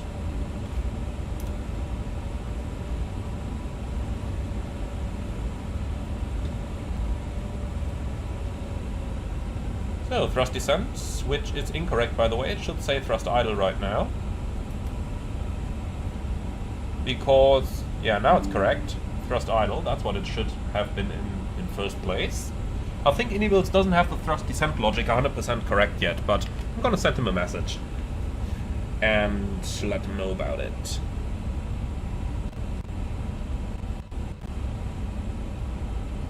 And type Mach, what route do I recommend for the Lufthansa A350 for long hauls? For American 14. Honestly, go on Flight Radar. Check where they are flying to in the real world. And that's the route I recommend. Honestly, any one of them. They have so many nice routes out of Munich. Personally, I love the African ones. Johannesburg, Cape Town, but the routes to the US are nice as well. And we've got 1,000 to go, by the way. Smoke 1127, before I send you off, any reports on the top? It still looks like 300, maybe it's about level with us now, but it's still like 20 miles in front of us. And quite from greedy. Any coverage across the pond? Crazy gusts in New York metro area. No, we didn't have any ATC along the pond, unfortunately. You too? And Jay, would I switch to the A350 in real life? Well, if my company would get them, I'd be the first one to apply for them. But I wouldn't want to change the lifestyle for the aircraft. After all, the aircraft is a tool for work, and I very much prefer the lifestyle, like the destinations, the layovers, that kind of stuff. And if they would put me on a DC-8 to fly those, then I'd fly a DC-8. FedEx 587, New York Center, good afternoon. Delta 1122, contact. Okay, maintaining 10,000. Lights on, signs on. EFIS is set, LS coming on. And alt, approach 1. Good afternoon, Alaska 227 and flight level 310. Alright, approach checklist please. 227, New York Center, good afternoon. Briefing. Confirmed. Minimum. Bravo 220. And Bravo reference. QNH 2968. I tell you what, I'll leave that open for the time being, because that 2968 is quite different from the ATIS we had, so let's just update the ATIS. 18023 gust 31. It's getting more interesting. And QNH 2980. Speedbird 67 Romeo Bravo, descend and maintain 7,000. Descend and maintain 7,000. Speedbird 67 Romeo Bravo, and just confirm the altimeter setting again. Speedbird 67 Romeo Bravo, Philadelphia, altimeter 2980, that's 80. 2980, Speedbird 67 Romeo Bravo, thank you. Okay, set QNH. That's why I asked, quite a difference here. So, QNH 2980 cross-check, passing 9,600 now. Checked. So let's not get too low over here. I don't want to enter the turbulence before we have to. And taxi straight into the ramp. Have a good day. Vertical speed. Next right and straight into the ramp, American 1439 Q. Have a good day.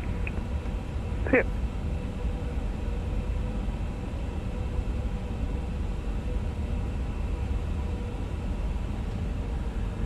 And someone is asking, just out of curiosity, does the VATSIM Germany airspace more or less represent the real world? I'm asking since I see many control sectors in Germany, while there is only one, for example, in Belgium. Oh, believe me, in the real world there are even more sectors in Germany than you often see online on VATSIM. There are a lot more than that.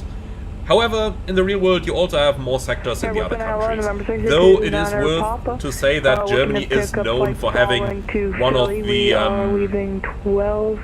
one of the largest amount of different ATC sectors.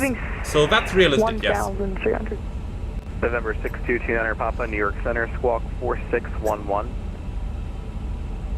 And Metal Eye, will I fly across the pond? I don't know yet. I haven't received my roster, my duty plan for next month, so I don't know yet. 94 cross months at 8,000. Bunch at 8,000, Southwest 2694. 1,000 to go. JetBlue 630, radar contact lost. And temperature plus 16, so we don't need anti-ice to enter those clouds. New York Center, Delta 286, approximately 5 miles from the Hagerstown VR 390. Delta 286, New York Center, good afternoon. Ident, please.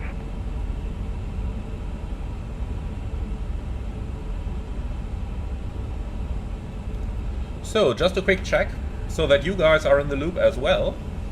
If you look at the parking chart... Delta 286, radar contact position as reported. Expect descent in about 2 minutes here for Allentown. Roger, okay. Where is our stance? On the ground chart? November 6229 Papa, radar contact 30 miles. We're parking over here, of the Alpha Philadelphia 16 or Alpha Airport, 15, altimeter one of those two. 2980. Clear to enter Philadelphia Class Bravo airspace. Remain south of the runway 27 left. Just to have that in mind already, times. since they want to know where we are Entry into parking. the runway 27 right pattern. Arrival runway, visual runway, arrival runway 35 today, or unable?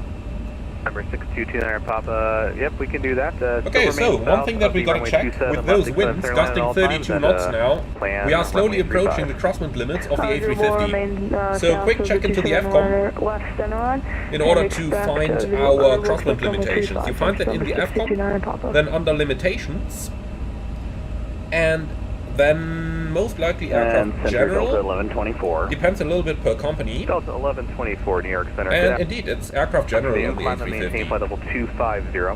250, Delta. So aerodrome wind limitation. 67 Romeo Bravo, descend and maintain 4,000.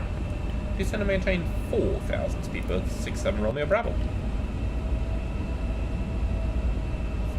Vertical speed, alt 4,000 blue. So, there is a huge table in the FCOM. For copyright reasons I can't show that on the stream, of course. And that basically tells us what our crosswind limit is. And the maximum crosswind for landing, thus included, on a dry runway, is 40 knots, 40. Flight level That's quite impressive on the A350. They've really done quite a job there. So, Charlie M, you're absolutely right, it's 40 knots on the A350 1000. That's quite impressive. Leaving my airspace, now I'm looking forward to that landing even more. Frequency change approved. Have a good day. Right over to Unicom. Have a good one. Delta 2170 Heavy. So that's going to be really interesting going in there. British Transport Enthusiast has asked, how do you set the ILS up? Alaska 227, you just select the landing runway down here. That's automatically going to tune your frequency. We can already identify it here as well, India Papa Delta Papa, and we can compare that to the approach chart.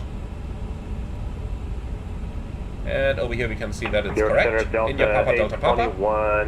We are then you ensure that LS is selected, and that's all you gotta do. We are on a weather route that's different from what we Delta 821 New York Center, roger, ident, please.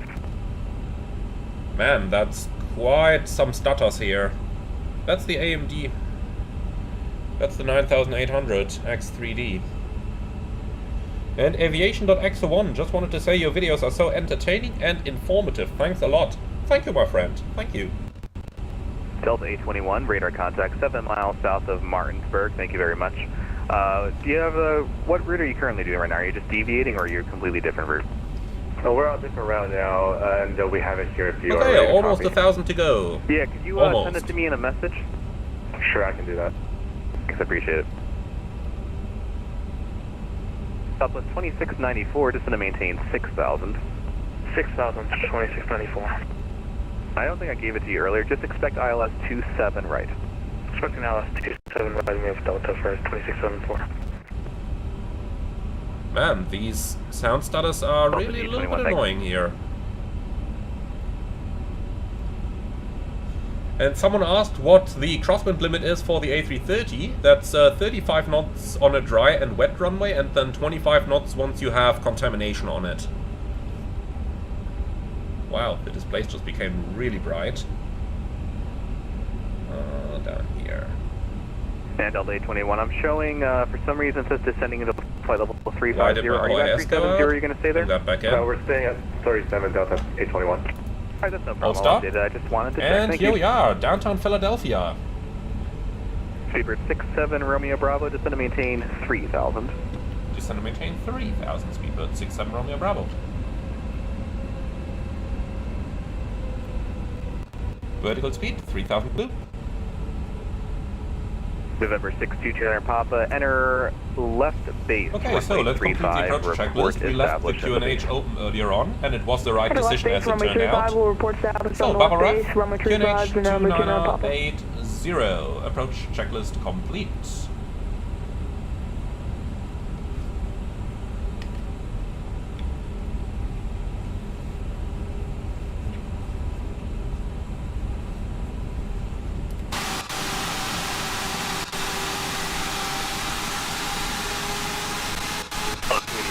continue descent, maintain 10 south, and now, Harrisburg altimeter for now is 2968. Impressive, isn't it? The graphics are just so amazing in this Delta 1124, climb and maintain. Well, the graphics down here at least, the one in the back there, 340, Delta no comment on that. Hold stop.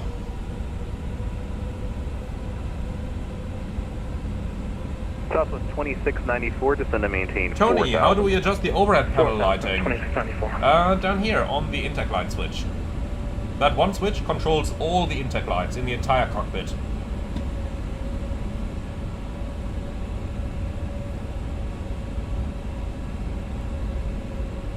FedEx 587 request. Okay, so we're ready for a base anytime now. And man, look at that!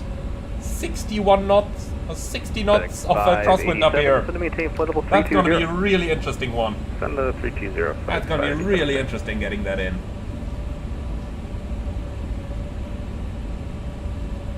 And Metal Eye, butter incoming. Oh yeah, that's the plan.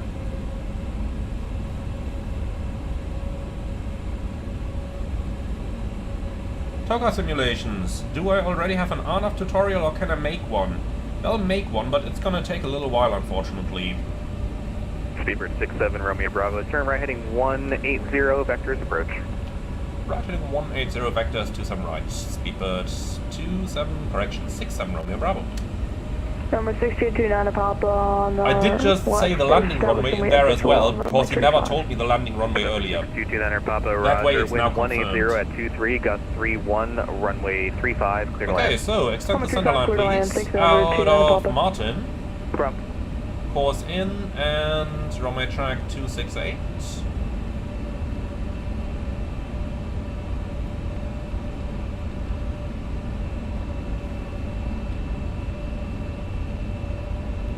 Okay, full heading. Also, we won't be causing any problem for that. So look at those 60 knots up down, there. Correct. For November 200 Bravo. We're doing 250 indicated, That's affirmative, and that's that at should be okay. 210 ground speed.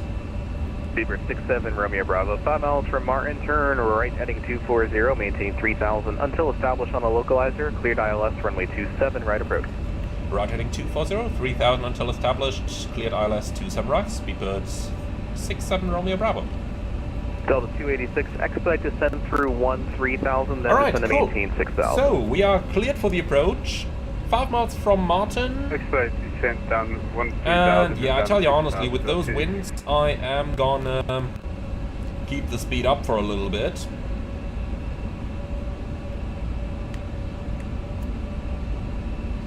So that vector is probably taking us a little bit inside Martin because of the crosswind.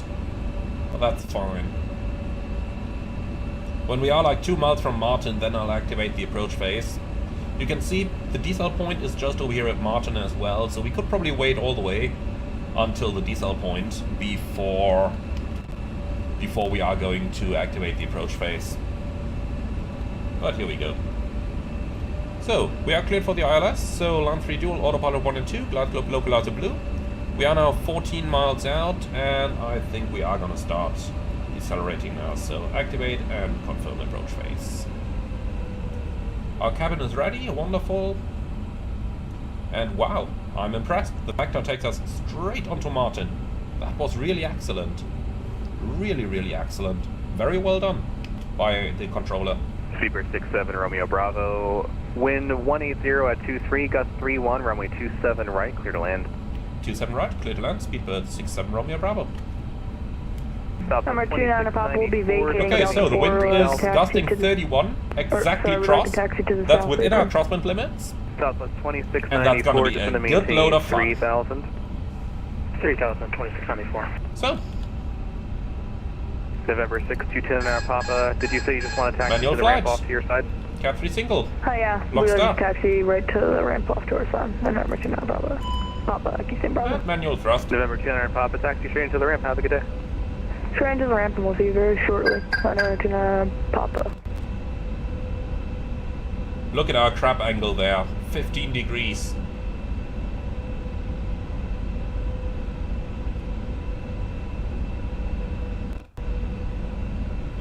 Look at that, man. Sir, November 29 Papa, is this still showing our previous route to Roanoke? Okay, flaps 1. Speed check. Flaps 1. Lock. So look at there. Look at where the runway is. Chesterfield. Last stop star. Stand by. Go around altitude 3000 set.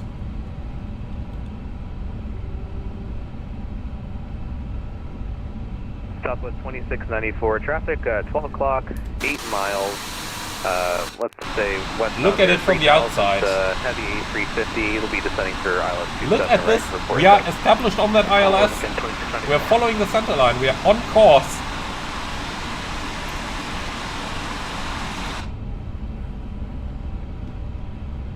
Quite impressive, that crosswind. 60 knots up here. This is a layer of haze. I don't think we'll be able to see him. Roger. 2,500. November 6200 Papa. The flight plan I have on file is to Chesterfield County in Virginia. Alright, Roger, sorry, it looks like my other flight plan deleted. Right, get down.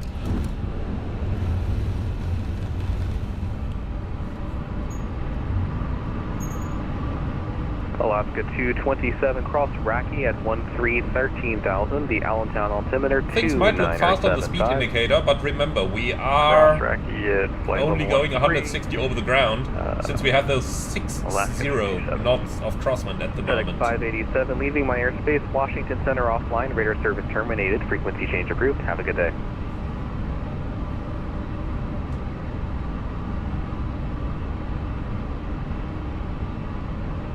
That's so impressive, that went.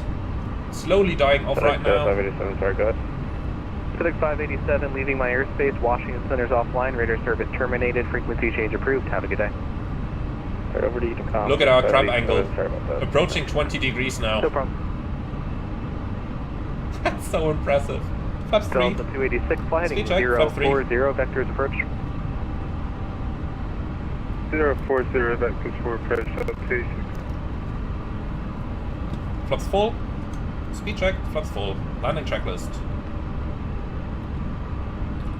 So, cabin crew, advised, auto thrust, off, auto brake, DTV, runway condition, dry, landing checklist complete.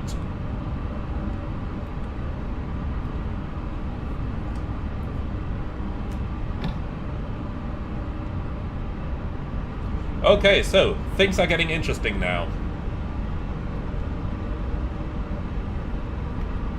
1,000. Checked. We're stable at the gate. Just about, but we're stable. Then watch the naval yard over here. That's one of those really impressive things when flying into Philly. Southwest 2694. Of course, we don't have much time to watch it, because as you can see, we're easily losing the ILS there. 2694. So we're 28 knots across now. Air Center, Air Mexico 411, 20,000 for 280. Air Mexico 411, New York Center. Do not exceed 300 knots for spacing. Do not exceed 300 knots for spacing, Air Mexico Check. 411.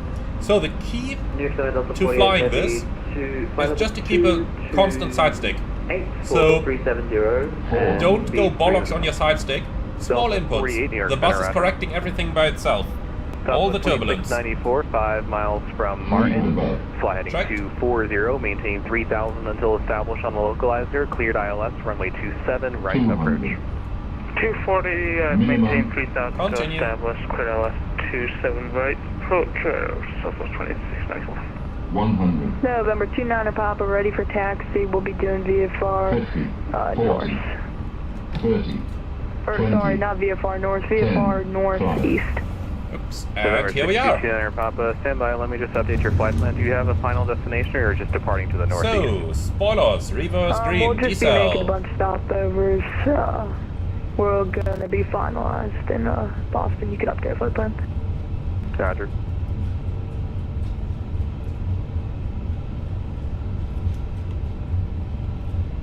$70 knots.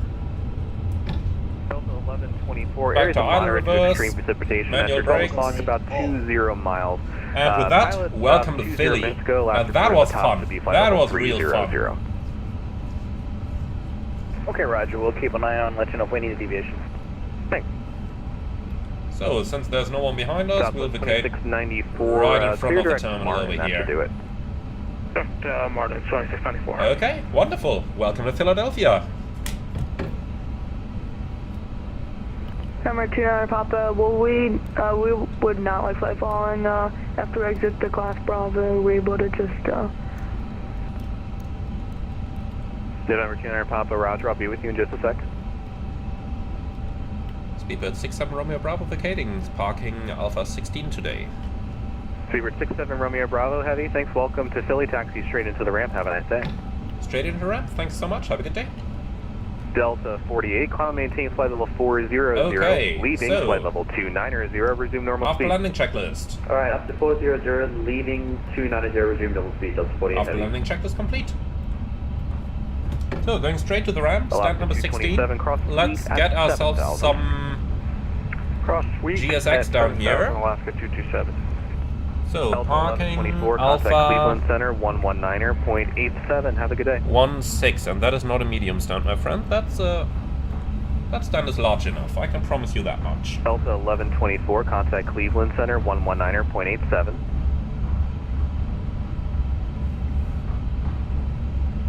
Delta 1124, New York.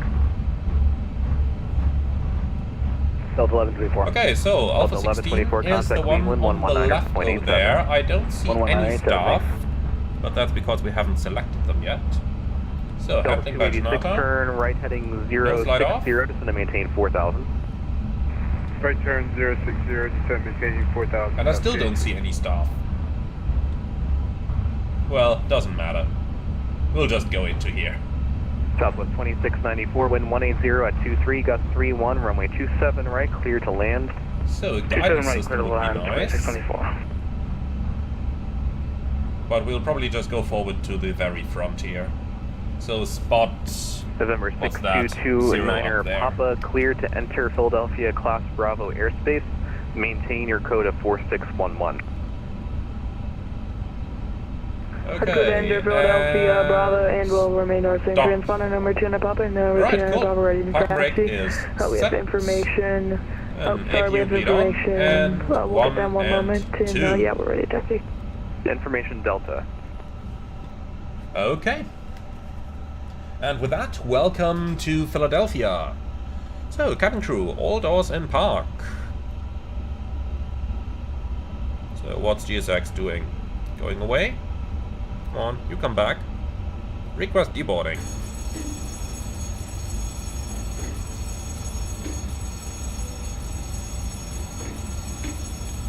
Alright, cool. So, parking checklist, please.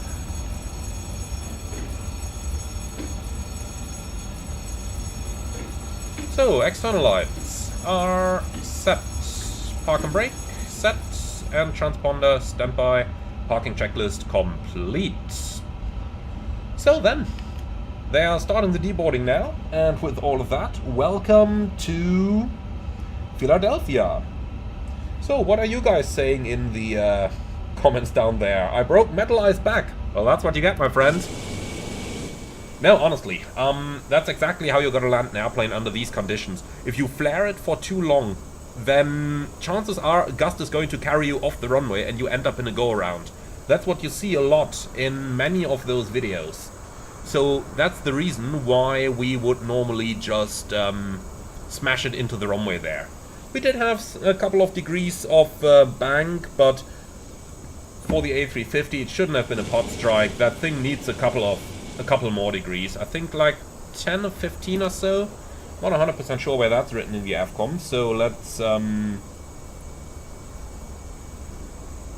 see, is there anything general in the AFCOM where you make wingtip contact or engine pot contact? I don't think there is.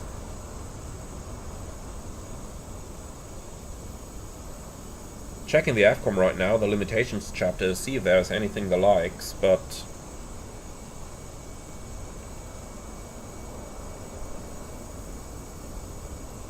No, maybe in... I don't think there is. I mean, I would expect it under aircraft general in the limitations, but...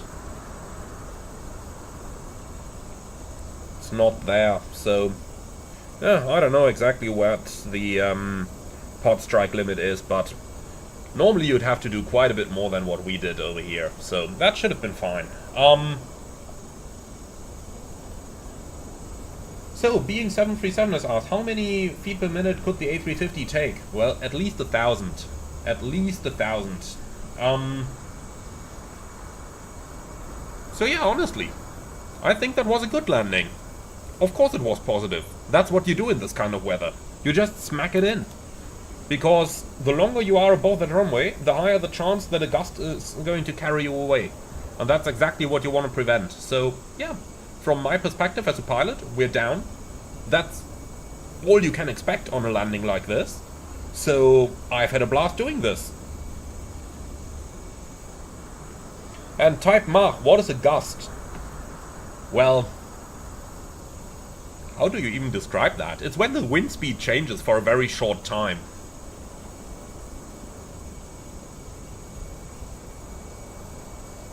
So yeah, that's exactly how you do this. Now Dave, do we have a replay?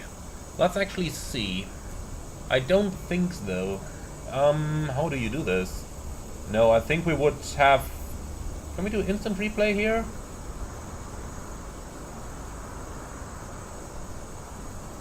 How far can we go back? No, only like 4 seconds. No, I don't think we actually have a replay.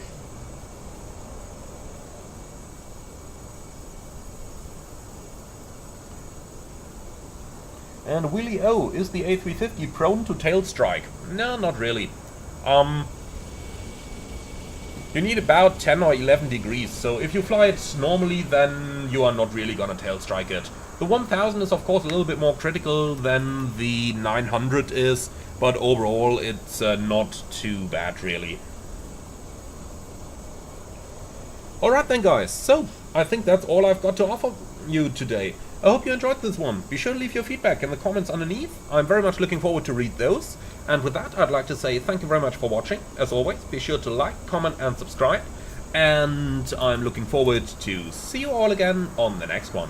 In the meantime, if you really loved what I'm doing on this channel, I would appreciate a small donation through the Buy Me Coffee link in the video description below. Thank you very much, and see you.